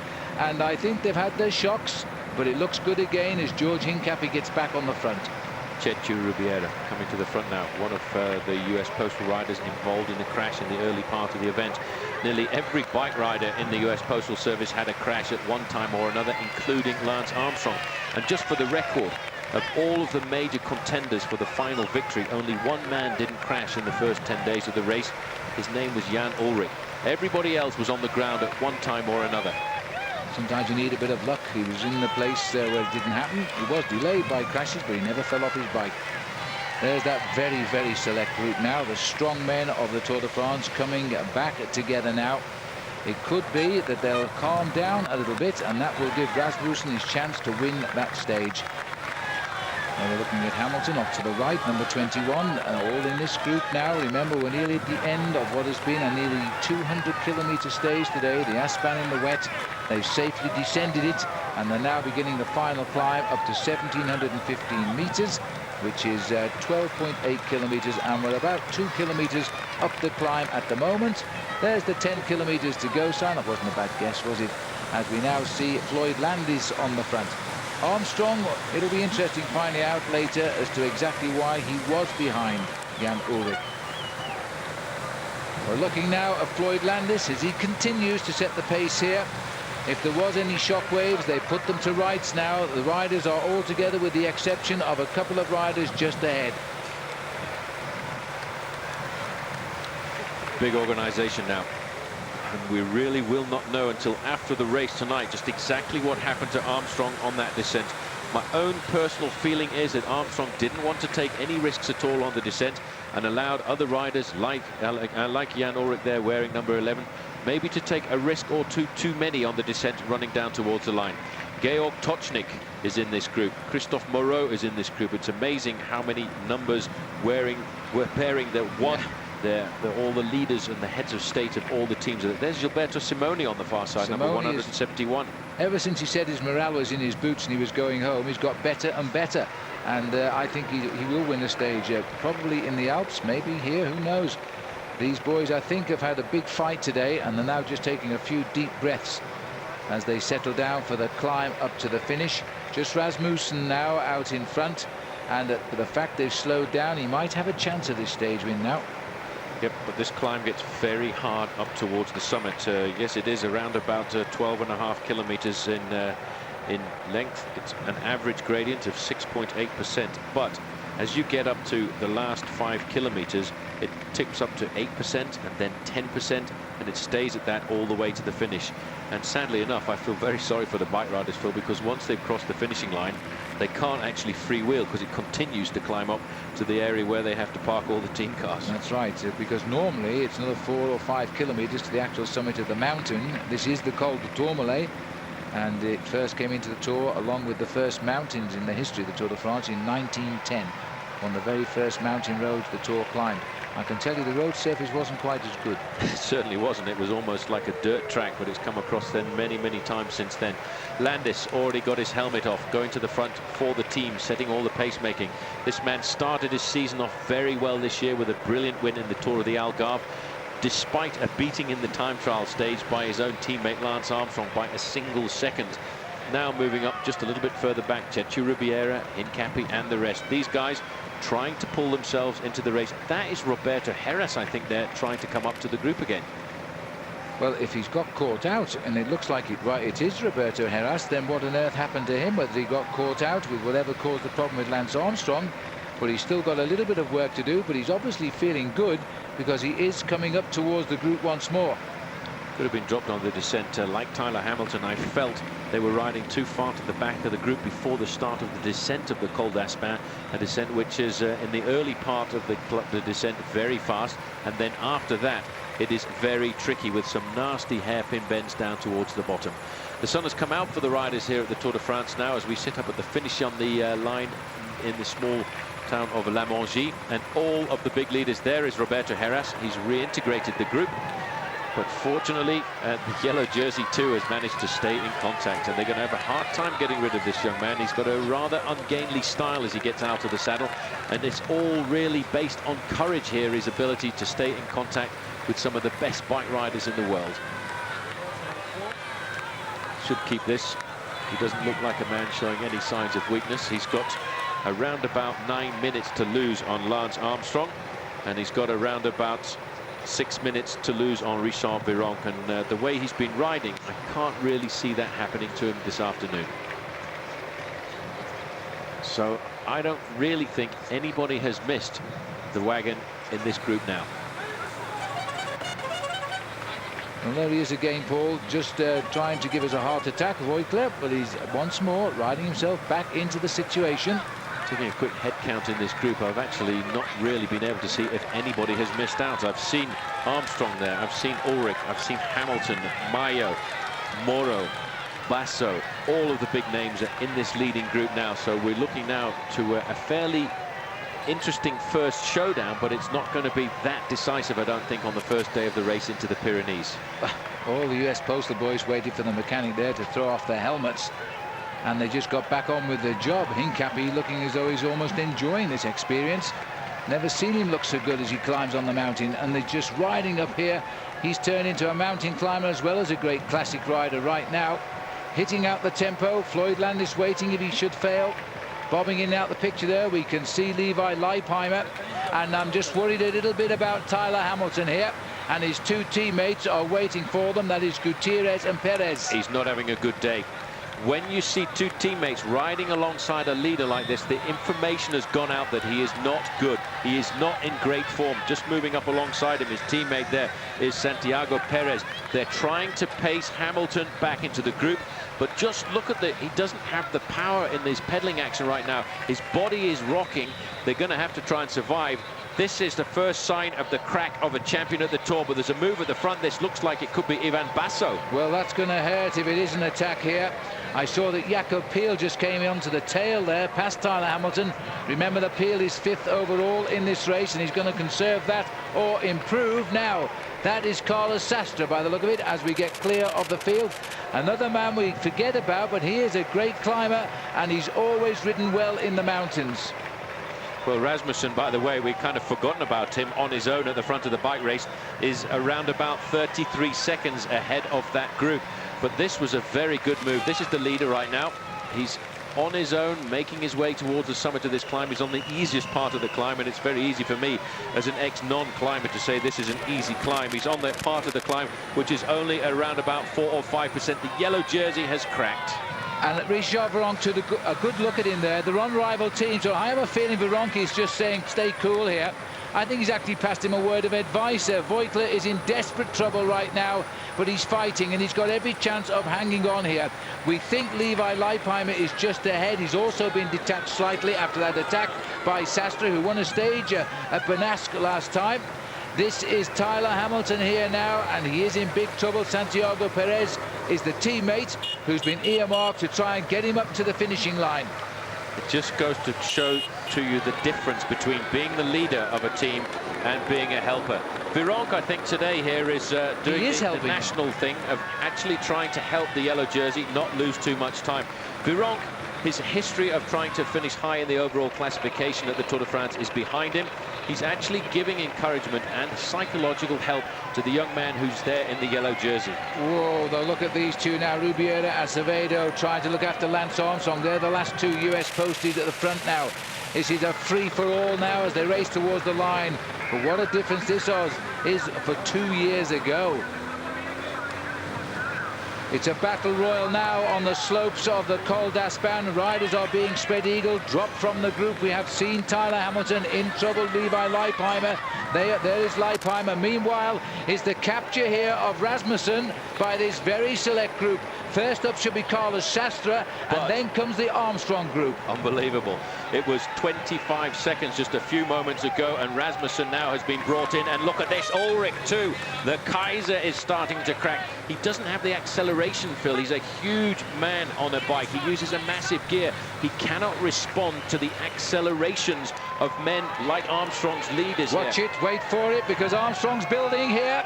Armstrong's realised that Ullrich is in trouble. He's getting round to grab onto the wheel of Acevedo, and once he's got him, we are being treated to the situation of 2 years ago when it was Roberto Heras that looked after Lance Armstrong to the line. Ullrich now, he must not panic. He has to get into his rhythm. He is capable of losing 20 or 30 seconds in the first few kilometers of a climb, but what he has to do is get into his own rhythm. Armstrong realizes this. He wants to try and put time between himself and Jan Ullrich. I think Jan Ullrich is really the only man that he fears in the sport of professional cycling. How many times has he said Ullrich is the most talented bike rider? He's the one that Armstrong is afraid of, and he wants time this afternoon. Well, Acevedo was brought onto the team when Heras was taken away because he wanted to lead his own team. Now Lance Armstrong is riding on the wheel of Acevedo. Acevedo's job is simple: pace his captain till he can do it no longer, and then we will see if Armstrong goes for the stage win. There is Jan Ullrich. There also now coming onto the tail too is Simoni, but right around the corner, being distanced at the moment, and all of the men in the Tour de France are in desperate trouble now. Armstrong is putting himself in a position here to open up and go. It is déjà vu of 2 years ago on La Mongie. It won't be a yellow jersey this time for Lance Armstrong, but there will be a great deal of satisfaction. The time coming through now to Armstrong and Ullrich is 25 seconds. Ullrich has got the great Italian climber alongside him in the pink and white jersey there, Giuseppe Guerini, just pacing him, making sure that he doesn't panic. A little bit further back there is a little climber from the Quick Step team. That is Juan Miguel Mercado. Still, there is no sign of any pain, and this is a bit of a surprise, Phil, because Andreas Kloden, the T-Mobile rider, the teammate of Jan Ullrich, is actually staying up there alongside Armstrong. He should really be with the team leader, helping him out. He has gone with him, and Acevedo is setting all the pace. Armstrong will assess who's around him when he can, but he'll know who is not around him. Sadly, number 21, Tyler Hamilton, the Mayo jaune, Voeckler, because of his big lead over Armstrong at the start of the day, he'll probably still be in the yellow jersey tonight, but he will have conceded time. Remember too, the Richard Vironk is in this group. This is there he is. This is a battle royale now, and Vironk is trying to nurse the Mayo jaune here, despite the fact he is 4th overall and on the rival team. Back up at the front now, Acevedo stamping on the pedals, repaying the big confidence that Armstrong had in him when he said, get him on my team. And now as he drives on, Kloden and Basso are the only riders there. Further down, it looks like Ullrich now is beginning to struggle even more. This is the first big climb of the Tour de France, and the body, after a long, hard race over the flat, doesn't react maybe the same way as you want it to. A little bit further down there, you can just see, I think that is Levi Leipheimer just off the back of the Armstrong group with Gilberto Simoni. But it's a further 20 seconds back to the group that contains the man regarded as the #1 challenger. This group here, in fact, is containing Rasmussen. So Leipheimer is in front of Rasmussen. Number 51 there is Christophe Moreau. He's only about 15 seconds behind Armstrong. Georg Tocznik going through there for Gerald Steiner. Cauchioli was there. Still waiting, though, for number 11. Well, that looks to me as though Jan Ullrich now is in desperate trouble on the day that they weren't supposed to attack. They all kept telling us they would just see how it goes. Well, I can't blame them for not giving their plans away. But there too is Laurent Brochard riding now. Guerini taking a good look at Jan Ullrich, saying, can you lift anything? Is there anything more we can do about this? Because Armstrong is in a position, and I think we'll see one of his familiar darts to the front and accelerations here. Iban Mayo is tagged on to the back of this group. He's the big star, but he's behind. There he is in the orange jersey. If I were a betting man, I'd go for Mayo now to win the stage. Francisco Mancebo is also here, and Denis Menchov, and also in the group there. That's Mancebo, number 61. And there goes a move, and that's Jakob Peel, I think, who's gone as he's taxed now. No, it's Carlos Sastre again. Sastre again has gone for CSC. Well, he's not a stranger to winning in the Pyrenees either. He's gone to try and see if he can get the advantage, but this just might rattle the cage of Lance Armstrong, who won't want to see riders stealing the glory away from him and his team here this afternoon. He doesn't have to attack, really, Armstrong. He's ridden on the front with his teammates, and they've set a tempo that has basically just eliminated one or two of his rivals. Rivals like Levi Leipheimer, like Tyler Hamilton, and, of course, more importantly, like Jan Ullrich. So now Carlos Sastre is out on his own with an advantage of not very much more than 10 or 11 seconds. Well, they are not going to chase Sastre. They're not going to disturb their rhythm. Acevedo here gritting his teeth, holding it as long as he can, because he is the last US postal man in that group. But the speed since they hit the Aspan has done all of the damage. Ullrich is beginning to lose ground again here, and this is not a good sign. Guerini is the rider pacing him as they come off the wheel there of Laurent Brochard. They are now at 5 kilometers to go. A lot of people ask, what was the flat 12 stages in this Tour de France going to do to bike riders with all of the mountains stacked up towards the end? Well, this is what it's done. The big riders like Jan Ullrich, who use monstrous gears, have a very hard time first day into the mountains, changing from using the big gear ratios to the smaller gear ratios required in the mountains. This is what's happening to Jan Ullrich today. Don't ever discount this man. He can, once he gets his engine going, he's still a very talented bike rider. But immediately we hit the mountains today, Armstrong's team have put him into the red zone. Well, in many ways, it's a shame. You can see the two pedaling styles there. Guerini pedaling a small gear, while Ullrich suffers pedaling that slightly higher gear. But now we are looking at the face of Armstrong, and Acevedo is going to push himself until he can pedal that bike no more today. Then he will hope that Armstrong can finish off this enormous day in the Tour. And tomorrow, this doesn't even compare in difficulty, because tomorrow is a terribly difficult day. And if your name is Ullrich, what will you be thinking when you go to bed tonight? There's Cloden looking over. Where's the team leader gone? Because he's not in the group here. Well, this is Carlos Sastre on the front now. He's ticking away the kilometers. It's 4 kilometers to go for him. That's around about 8.5 to 9 minutes in the mountains compared to 4 minutes of racing on the flat stages. Carlos Sastre now looking to try and get a victory for this team, Team CSC. Now there's an acceleration, and this looks to me as if this is the acceleration from the T-Mobile rider. Now, this is a bit of a surprise. Well, this is a magnificent piece of riding. Now Acevedo can do no more, and he's got to drop off the pace and hope that Armstrong can handle the rest. Now, the man who's won the Tour de France for the past 5 years, it's down to him. The man with his enormous ability, no longer the team. It's him against the rest now. Who's going to help him? Because Sastre at the moment is not a big deal. Here comes the move. They're trying to grab the wheel of Armstrong here to see if they can control the day. This is not an attack, this is just control. Absolutely. He's just keeping his eyes out to see if anybody's going to try and come up to him. That just behind him there is Francisco Mancebo, the leader of the Il Baleares team, Balearic Islands from Spain. Over on his right-hand shoulder, you can see Oscar Pereiro. The interesting thing is that both Oscar Sevilla and Tyler Hamilton are not in this group. And this is a great Phonak team. Pereiro and Gonzalez are the two riders riding on the shoulder of Armstrong. One of them will hit him soon and try to get the places. Ullrich is going further and further back here. He's not chasing, is he? He's hanging on to what he's got. He's not moving up at all. Well, the gap to the yellow jersey at the moment is around about 1 minute and 17 seconds, so there's no problem for him. He should stay in the yellow jersey at the end of today's stage. We expected him to crack, but we didn't really expect to see this man in the pink jersey there crack. Jan Ullrich hanging on to the back of the group, and I can only think that what has happened to Ullrich here is he's used monstrous gears over the first 12 days, and surprisingly enough, Tyler Hamilton, on his own terrain, he's regarded as a very good climber, is also being put into difficulty this afternoon.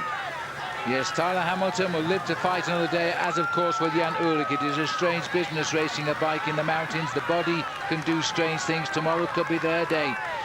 That man there, Thomas Voeckler, has lived up to the tradition of wearing the maillot jaune. He won't give up, and he will keep his lead tonight, I'm sure of that. He'll just look a little bit closer in the eyes of all those behind him. Here we are, Carlos Sastre. It's his 4th Tour de France. He didn't finish his first one when he crashed on the 8th stage. Then he came with a stage win. He did wear the white jersey. Oh, I beg your pardon. I'm talking about Iban Basso, who is also in the group at the moment. The Basque flags fly now as Mancebo. He is 10th overall in the Tour and about to improve. Been joined there by Iban Basso. Iban Basso, I don't think will do any work at all because his teammate is off the front of this group. He, in fact, is trying to defend the position of Carlos Sastre. Armstrong has not reacted to these accelerations. Now, that is somewhat of a surprise to me. Now, look at this. This is Mayo at the back now, number 31. Looking a bit further forward. There's the blue jersey of Armstrong dancing away through the crowd, making sure he controls everything. Here we go. This is now a total free-for-all on the slopes of the Tourmalet. We've never seen this before. We didn't see it in the days of Thévenet when he won in 70. He was chased by Eddy Merckx.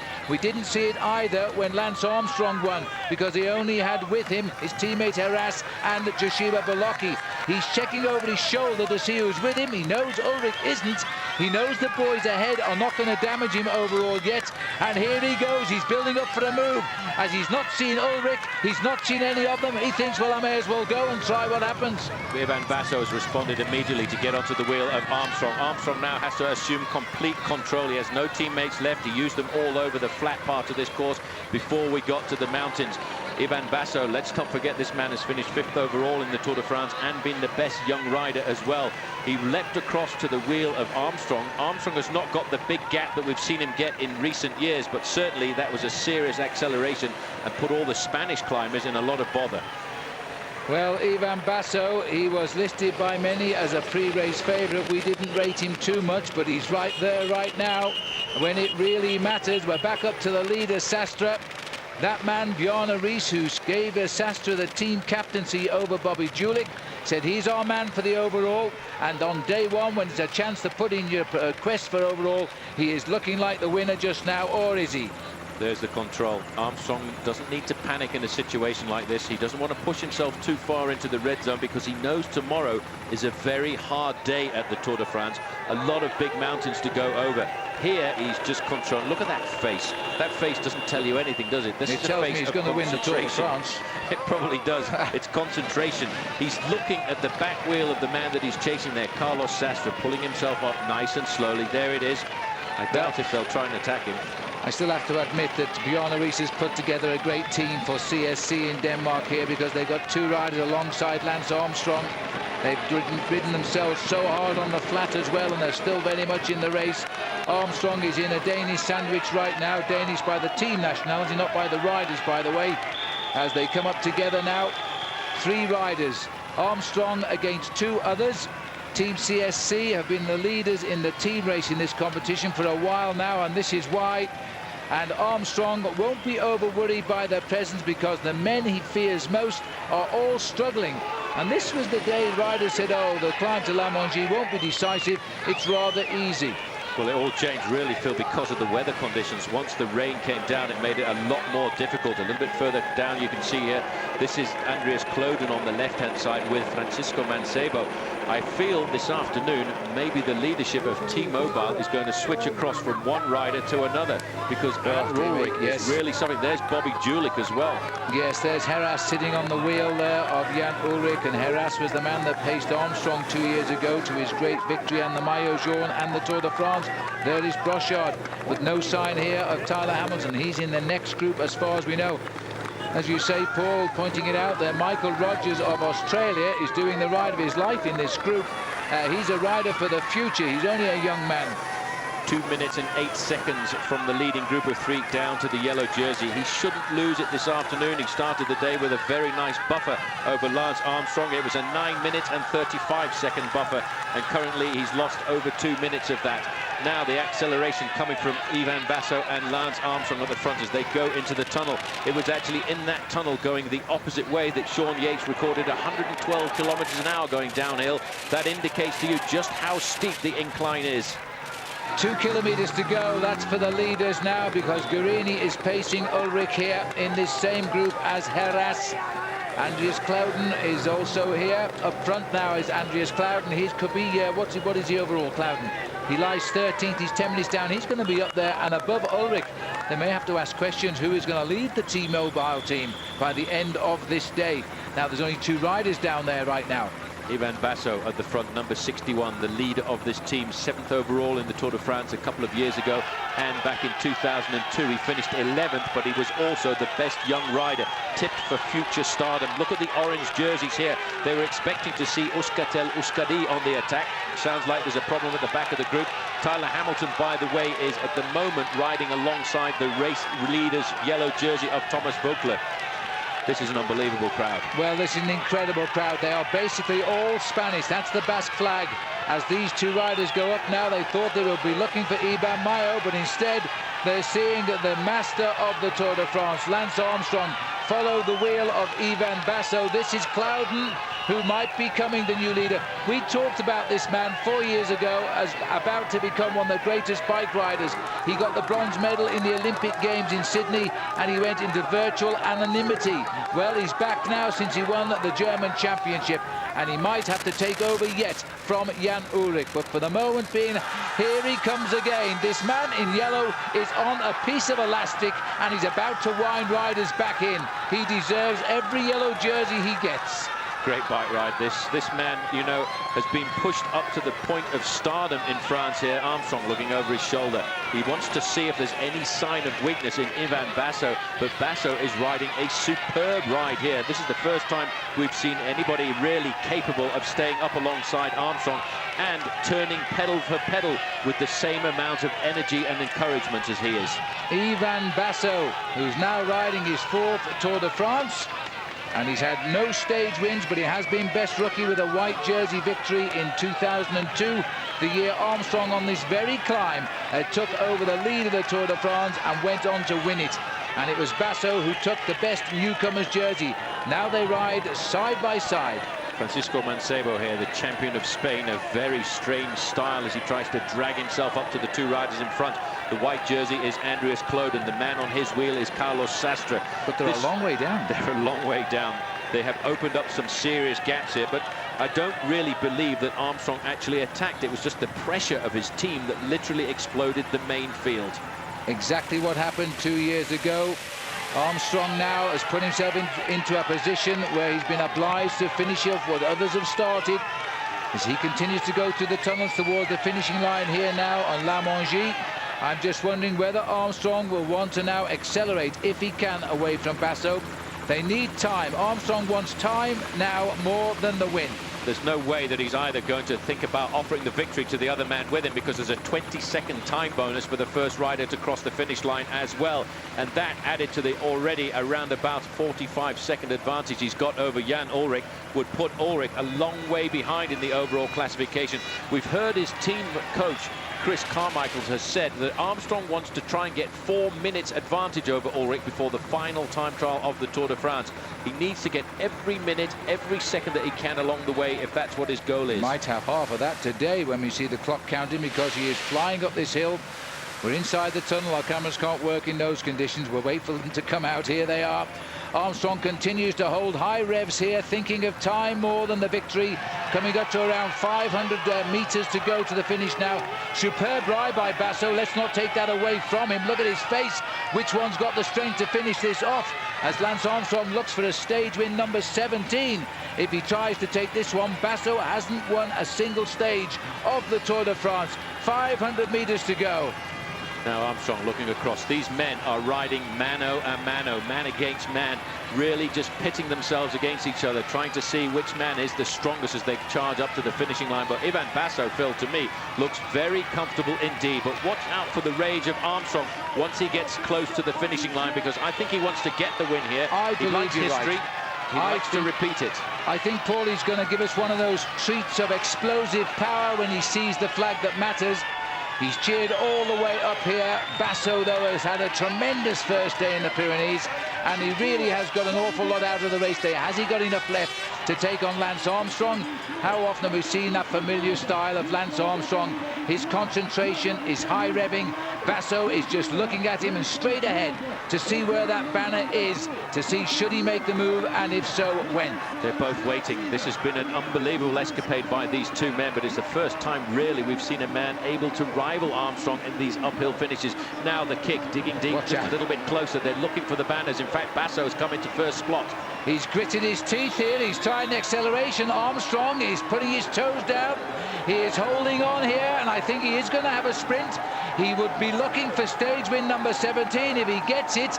Basso is giving him a long lead out. Armstrong hasn't done a thing about it. Basso gets the stage win. Armstrong gets the same time, a small second place bonus. He won't get the yellow jersey today, but boy, has he done some damage. And a great ride here too by Andreas Kloden. He's going to be the new leader of T-Mobile tonight. Look at the time gaps, though. We're going to see some serious time gaps here this afternoon. 20 seconds there for Kloden, just coming across Mancebo at 23 seconds. And this is Carlos Sastre, the man who really set it up for Team CSC. This team is going to be well ahead of anybody else tonight in the team race. Sastre in. More riders coming up there. You can just get a glimpse there. I think that was Scarponi coming up from Domino Bacanzi in this group. That is Iban Mayo just a little bit further back in the orange jersey. Moving up there, Oscar Pereiro crossing the line, and Santos Gonzalez for the team of Phonak, the team of Tyler Hamilton. Those are names we expected to see here this afternoon, but they didn't make it. Mayo coming to the line, cutting the ribbon just in front of, it looks to me as if that was one of the riders from Phonak as well. Little bit further back. The time is ticking by for one and Jan Ullrich. 1 minute and 12 seconds for the man from Germany, regarded as the most talented bike rider in the world. Phil, a couple of days ago, we were listening to Cyril Guimard, who said it was a bad sign, as we see Simone coming up here. He said it was a bad sign to see Jan Ullrich riding such a big gear on all the flat stages. Yeah, he did indeed, wasting far too much energy, but he's done that all his life. We're talking a man who's never finished worse than second in any of his 6 Tours de France. Here is Christophe Moreau, promised so much out on the Aspan today, but he's coming in now with other riders like Levi Leipheimer. But looking at the clock, it's counting down to almost 2 minutes now. This is huge losses. Absolutely huge. Armstrong is going to feel very happy tonight, but heavens, he's got to go out and do it all again tomorrow. It's going to make a very different stage now. Armstrong hasn't got the yellow jersey like he did 2 years ago. Here comes Jan Ullrich now, and this is going to be very depressing for the big man, because the clock has gone over 2 minutes to Jan Ullrich here. 2 1/4 and counting. That's Oscar Sevilla just about hanging on the back, and I thought he might have done something special as well. Brochard too. And look at this, as we hit the line, it's going to be 2:26 for Jan Ullrich. Well, they wanted 4 minutes, they've taken 2.5 in one go. Here comes the maillot jaune, fighting all of the way. He will still be the race leader tonight. He lost time, we expected that, but he still continues to grow as a man. What a great bike rider. He looks as if he's all over his machine here. He's still a long way to go to the finish. Quick calculation, by the way, Jan Ullrich is now 3.5 minutes behind Lance Armstrong in the overall classification. What about Heras? There is Roberto Heras. He's 5. It's so much easier to ride tempo for a team leader than it is to be the actual leader himself. And today he is learning that as a very seriously hard lesson. This kid is showing us a lesson in one thing: absolute and utter courage and determination. He can't get up the climb. The kid is so tired. Unbelievable. 3 minutes since Lance Armstrong and the winner Basso finished. But he will keep his yellow jersey. You can hear the crowd shouting for him now.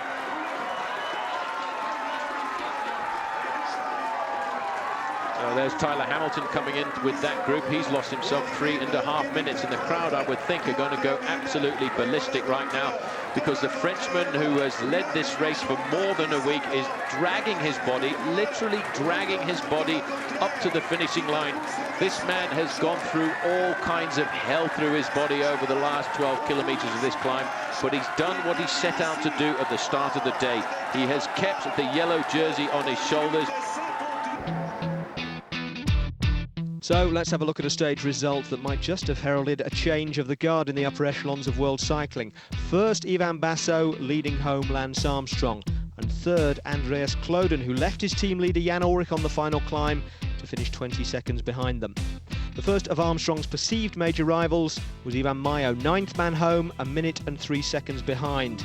Then Jan Ullrich lost nearly 2.5 minutes, Heras nearly 3 minutes, and Tyler Hamilton 3.5, to an Armstrong who wasn't so much attacking as riding to control the race.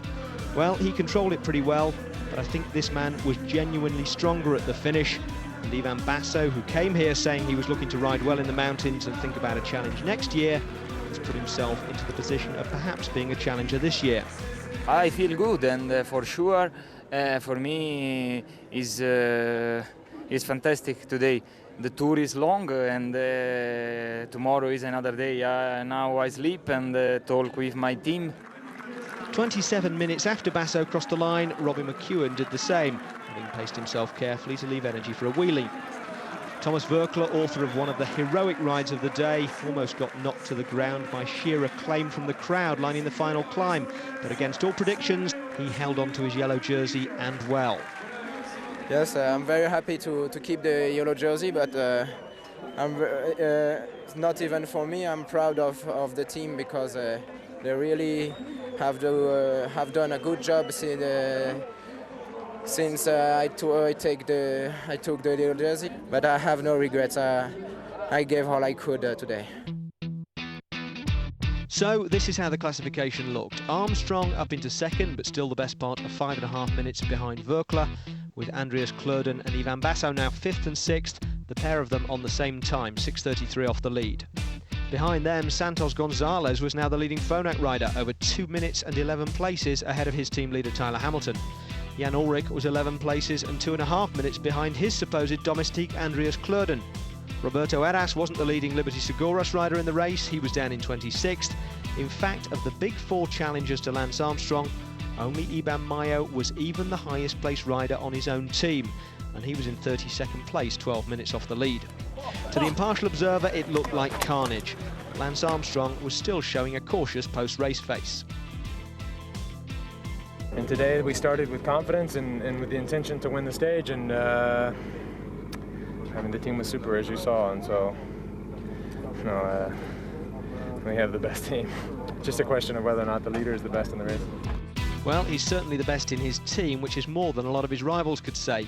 Here are the gaps from Armstrong to the men who were his main challengers before stage 12, with Jan Ullrich the only man within 4 minutes of him after one day in the Pyrenees.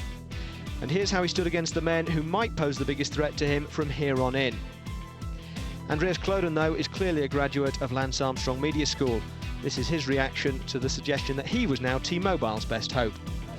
Nein, Jan ist uneingeschränkter Kapitän und ich bin sein Helfer. Ich hatte heute ein bisschen bessere Beine und der Giuseppe Gurini war noch bei ihm gewesen, deswegen sollte ich erstmal vorne bleiben. Und wenn Jan keinen mehr gehabt hätte, keinen Helfer, dann hätte ich mich zurückfallen lassen. Er war normal nicht schwach, er hat gute Konditionen, das Problem ist das Wetter. Wenn es regnet, hat er keine guten Beine, und das kennen wir ja die ganzen Jahre. Aber ich hoffe, morgen ist besseres Wetter, wieder Sonne, und dann werden die Beine wieder besser. Now, if Lance Armstrong's rivals had suffered on day 1 in the Pyrenees, they were probably facing day 2 after a sleepless night of worry, because it was much harder. The final climb up here to Plateau de Bay in particular was really vicious, and of course Armstrong had the psychological edge of having won here before. So either Ullrich, Hamilton and company were going to have to redeem themselves with big comeback rides, or it'd be down to their supporting cast and Iban Basso to try to make life difficult for the defending champion. Well, everyone who raced the Tour 2 years ago knew how hard the final climb up to the Plateau de Bay was going to be, and this year there were 6 other mountains to get over to reach the foot of it. Tyler Hamilton never got there. The man who rode the whole of last year's Tour with a broken collarbone couldn't deal with the lower back pain, which was robbing him of his ability to climb, and his challenge to Lance Armstrong ended at the feed zone after 79 kilometres. And he wasn't the only one to go. Aimar Zubeldia, 5th overall in last year's race, 1 place behind Hamilton, also abandoned, followed by last year's best young rider, Denis Menchov. Well, Rasmussen still looking pretty good and determined, this bunch. Look at the back here, they're slipping slowly away. It's been a long, tough day today, and there's still tough climbs still to come. We've been over the Col des Arts, Porte d'Aspet, Col de la Cour, and we're on the Col d'Agnès at the moment, but they only get worse. I hasten to tell the riders we've lost 6 riders have abandoned the race so far today, and very shortly they are going to continue over the top of the Col d'Agnès, which is a tough climb. It takes us up, by the way, to nearly 1,600 meters, the Col d'Agnès. It's a 10-kilometer climb, and once over the top of that, they go briefly down a little bit, but not by a great deal. And once they're down that, they're onto the Porte de l'Aise, and then they'll finish on the actual big climb of the Plateau de Baille. It's a brute, this one.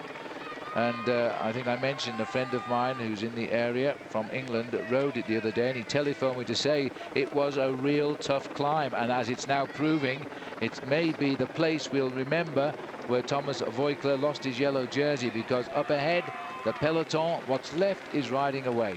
Well, I'm sorry to have to say that, you know, any acceleration now from Thomas Voeckler is not going to be enough, because the main field is a long way around the corner.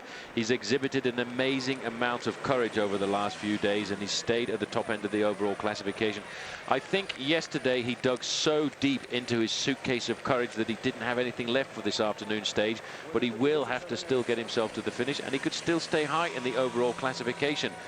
Now the front end of the main field is completely changed. Over the flat stages, we saw the red and white jerseys of Brioche Le Boulanger controlling the main field, keeping this man in the yellow jersey. The front end of the peloton now has changed colours. It's now the blue train of Lance Armstrong. And by the way, Mayo is now almost 2 minutes behind, but he's still riding. Looking down there now, the predominance of the blue jersey of US Postal shows you just what a great team this is. The pacemakers keep going as long as possible. Ullrich there, number 11, sits on the wheel of number 1. The 2 great rivals, 3 times Ullrich has finished second, 2 Lance Armstrong. It might be different this year because Ullrich has dropped away already to 16th place. But he said if he continues riding this badly, then he will pass the team leadership to Cloden, and that will be interesting. But you know, Lance knows, and we all know, that this man has a habit of becoming good in the last week of the Tour. Iban Mayo, not a great day for the Spanish team this afternoon. This is all of his teammates around him. Number 33 on the left-hand side is little David Echevarria. On the other side, number 34, Unai Echevarria. Same name, not the same family, but today they are dedicating themselves to make sure that they can keep their man in the Tour de France for another day. You have to survive every day of the Tour de France to come out and fight again. If he can survive through the roads of the Pyrenees, he might bounce back. He's not going to win the Tour de France this year, but he could bounce back and win a mountain stage. Let's not forget number 31 there, the man we're looking at, was the winner last year of the Alpe d'Huez stage of the Tour de France. No pressure on him when he won that, but he was racing defence. He finished 6th in the Tour de France that year. There's the yellow jersey, the yellow helmet on this young man who has held the lead in the yellow jersey at the Tour de France since he took it a long time ago on the long breakaway to the small town of Chartres, and since then he's been in yellow and defending it to absolutely and utter perfection with all of the courage and all of the strength that his body could muster. But I think today what is going against him is his youth. He's just 25 years of age. In fact, he only turned 25 on the 22nd of June, a week before he won the French National Championships. And today, he just doesn't have that resistance and stamina that you get naturally in your body till you reach the end of your 20s. Just panning down here to a very select leading group now, and it's not very long here. Looks as though Liberty Seguros, that was Heras there, who was also beginning to lose ground. I wonder if he's paying from the crash. Looked like Heras, who was just slipping off the back. A couple of teammates up alongside him. Armstrong too seems to be losing a teammate. And oh, I don't believe it, Iban Mayo, he's called it a day. This is it. Iban Mayo has walked to the side of the road. I thought he was going to try and continue. He's going to abandon the Tour de France. The second big name goes today. We saw number 21, the leader of Phonak, Tyler Hamilton. Now we see number 31, the leader of Euskaltel, Euskadi. And he's left his three teammates in no man's land now because they've got to ride on to the finish without their leader. That's it. He calls it I can't go on anymore. I cannot continue. I know what it feels like. It's a horrendous thing, especially when you start the Tour de France as a man who wants to. But look at this. Look at this. Oh. He's changing his bike. He's going to carry on. The teammates are there alongside him. He's decided, I can't pull out of the Tour de France. This is what the Tour de France is all about, Phil. It is such an incredible event that even when you can't go on, you want to. You want to get back onto the machine. A couple of guys pushing him here. Somebody from a different team is just giving him a bit of encouragement there, coming alongside there. He was pushed by Vicente Garcia Acosta. This is unbelievable. Well, I tell you, you can't see what we can see from our commentary box, but the crowd here are all dressed in orange. They are glued to a huge television screen on the top of the Plateau de Baille. They are totally silent. Nobody is looking at each other. They're just staring at these pictures and they don't believe what they're seeing. But Mayo appears to be abandoning, and I think there are words of encouragement saying, don't do it. You don't get a second chance. Go back into the Tour de France. Julian Gorospe, team manager, up there alongside him. That was very dramatic. It's happened on occasions before. A rider has just been psychologically blown to pieces and just says, I can't do it. Let's not forget how far this man has fallen psychologically. Before the start of the Tour de France, he saw himself as a winner of this bike race. Now he's a broken man. He's riding at the back with what you might call also-rans, but nobody's an also-ran when they take part in the Tour de France. He stopped at the side of the road. The team manager came up alongside and they said, no, come on, just try. You can keep going. You've had a bad time. You've had crashes, but you can ride back into the event in the mountains and still be a factor. So there you can see that was a very dramatic moment there for Iban Mayo, who's had a fabulous season this year. He's ridden 8 times to victory in some very big 7-8 day races. There he is alongside a lot of his teammates. His teammates were a little bit bewildered there when it looked as if he was going to pull out of the event. Just in the group with him, Fabian Cancellara at the back here, number 43, the winner of the prologue time trial. He too banished to the lesser parts of the main field this afternoon. Fabio Baldato in the green and red jersey at the back.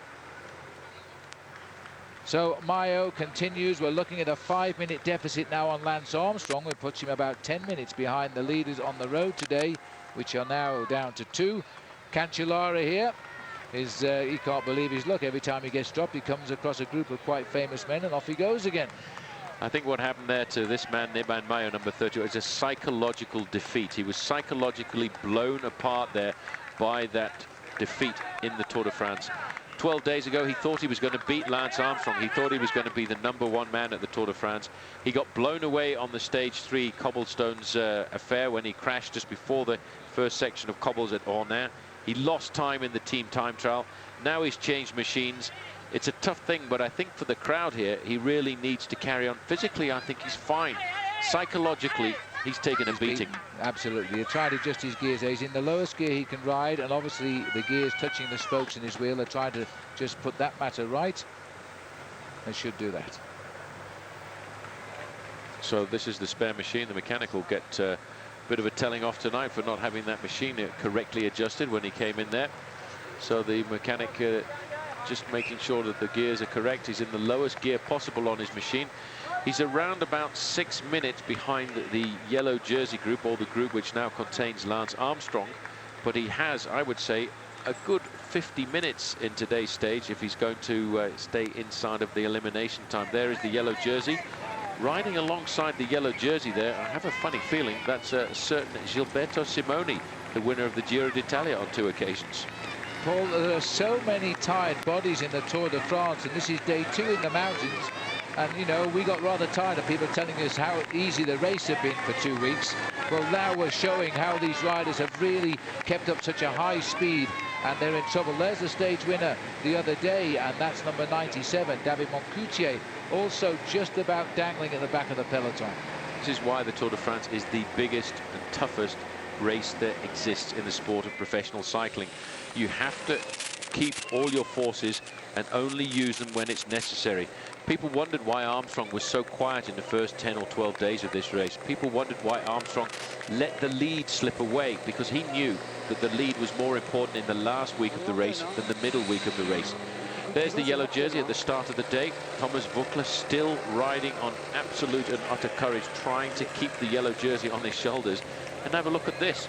There is the jersey trying to get back onto the group of Lance Armstrong. You know, he's actually only lost 15 to 20 seconds on the Armstrong group. He's not going to give up without an unbelievable fight. This man clearly has read the history books of the Tour de France, because this is the maker of heroes.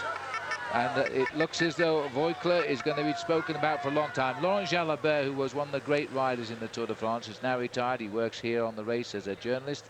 Has said very kind things about him in this morning's French newspaper L'Équipe. True courage in the tradition of the Tour de France.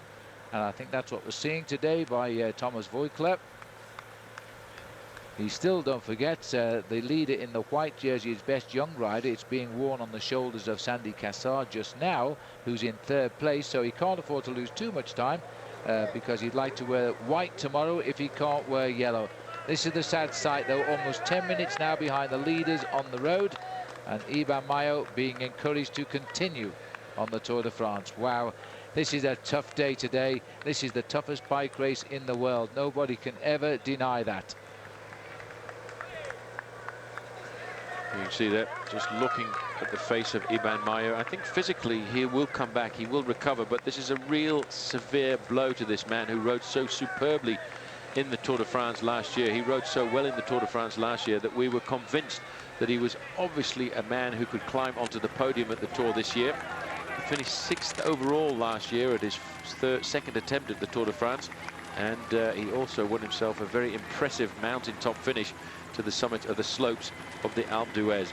There is the leading group, which has been seriously reduced in numbers. The majority of the riders on the front end of that group are wearing dark blue jerseys of the US Postal Service. And look at this. This is unbelievable. It really is a remarkable performance by this young man in the yellow jersey. He was dropped. He made his way around a lot of other riders. He was actually given a very good piece of advice yesterday. I don't know if you remember that he was caught by Richard Viron, the leader of the King of the Mountains classification. Richard Viron said to him, don't panic, don't try and stay in with the big leaders for too long, because you'll blow up completely. Just ride at your own rhythm. Find what's comfortable for you, and then you'll stay in contact with the race. But there he is, and he's not too far away from the summit of this climb, the 5th climb of the day so far. This is the very long ascent of the Col de l'Agnès, and you know what? I think he might just make it. He might just get back on the descent, because he's not lost too much time. He's lost around about 30 seconds on the slopes of this climb, getting back into his rhythm. He's got a teammate of Lance Armstrong's there. That looks like Beltran, which is a bit of a surprise, because Beltran was one of these strong riders. Look at that. That is amazing. That is what the sport is about. People, there's a team manager from a different team here actually passing him on board a drink and something to eat. That is because they respect this man for the courage that he's shown over the last 8 days of this race. He is clinging on with his fingernails to that yellow jersey. He wants it for one more day if he can. He's got to survive, but to do so, he has to go over the summit of this climb within a minute of that leading group with Lance Armstrong on, and then take some unbelievable risks on the descent. I've known in the past riders able to bridge a gap of 2 minutes on a descent if you could take the risks necessary, and I think this man will do that this afternoon.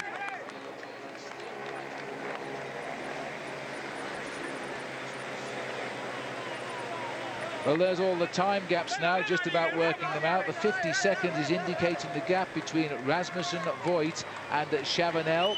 4:29 to the bunch containing Lance Armstrong, who still looks the strongest of them all back there. He's being shadowed by Jan Ullrich on the climb. There's Jens Voigt and the pain on his face.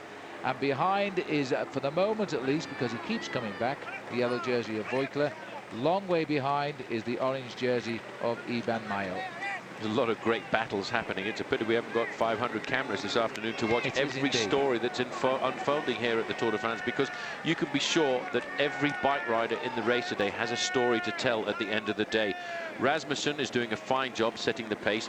I really appreciate the effort from Jens Voigt, because Jens is not a climber by any means. He's riding on courage, just trying to stay in contact here with Rasmussen, who is obviously the superior climber. Chavanel's been dropped. Let's have a look at the back end of the peloton there. You can see all the blue jerseys of the US Postal Service at the front, just setting their tempo for Armstrong.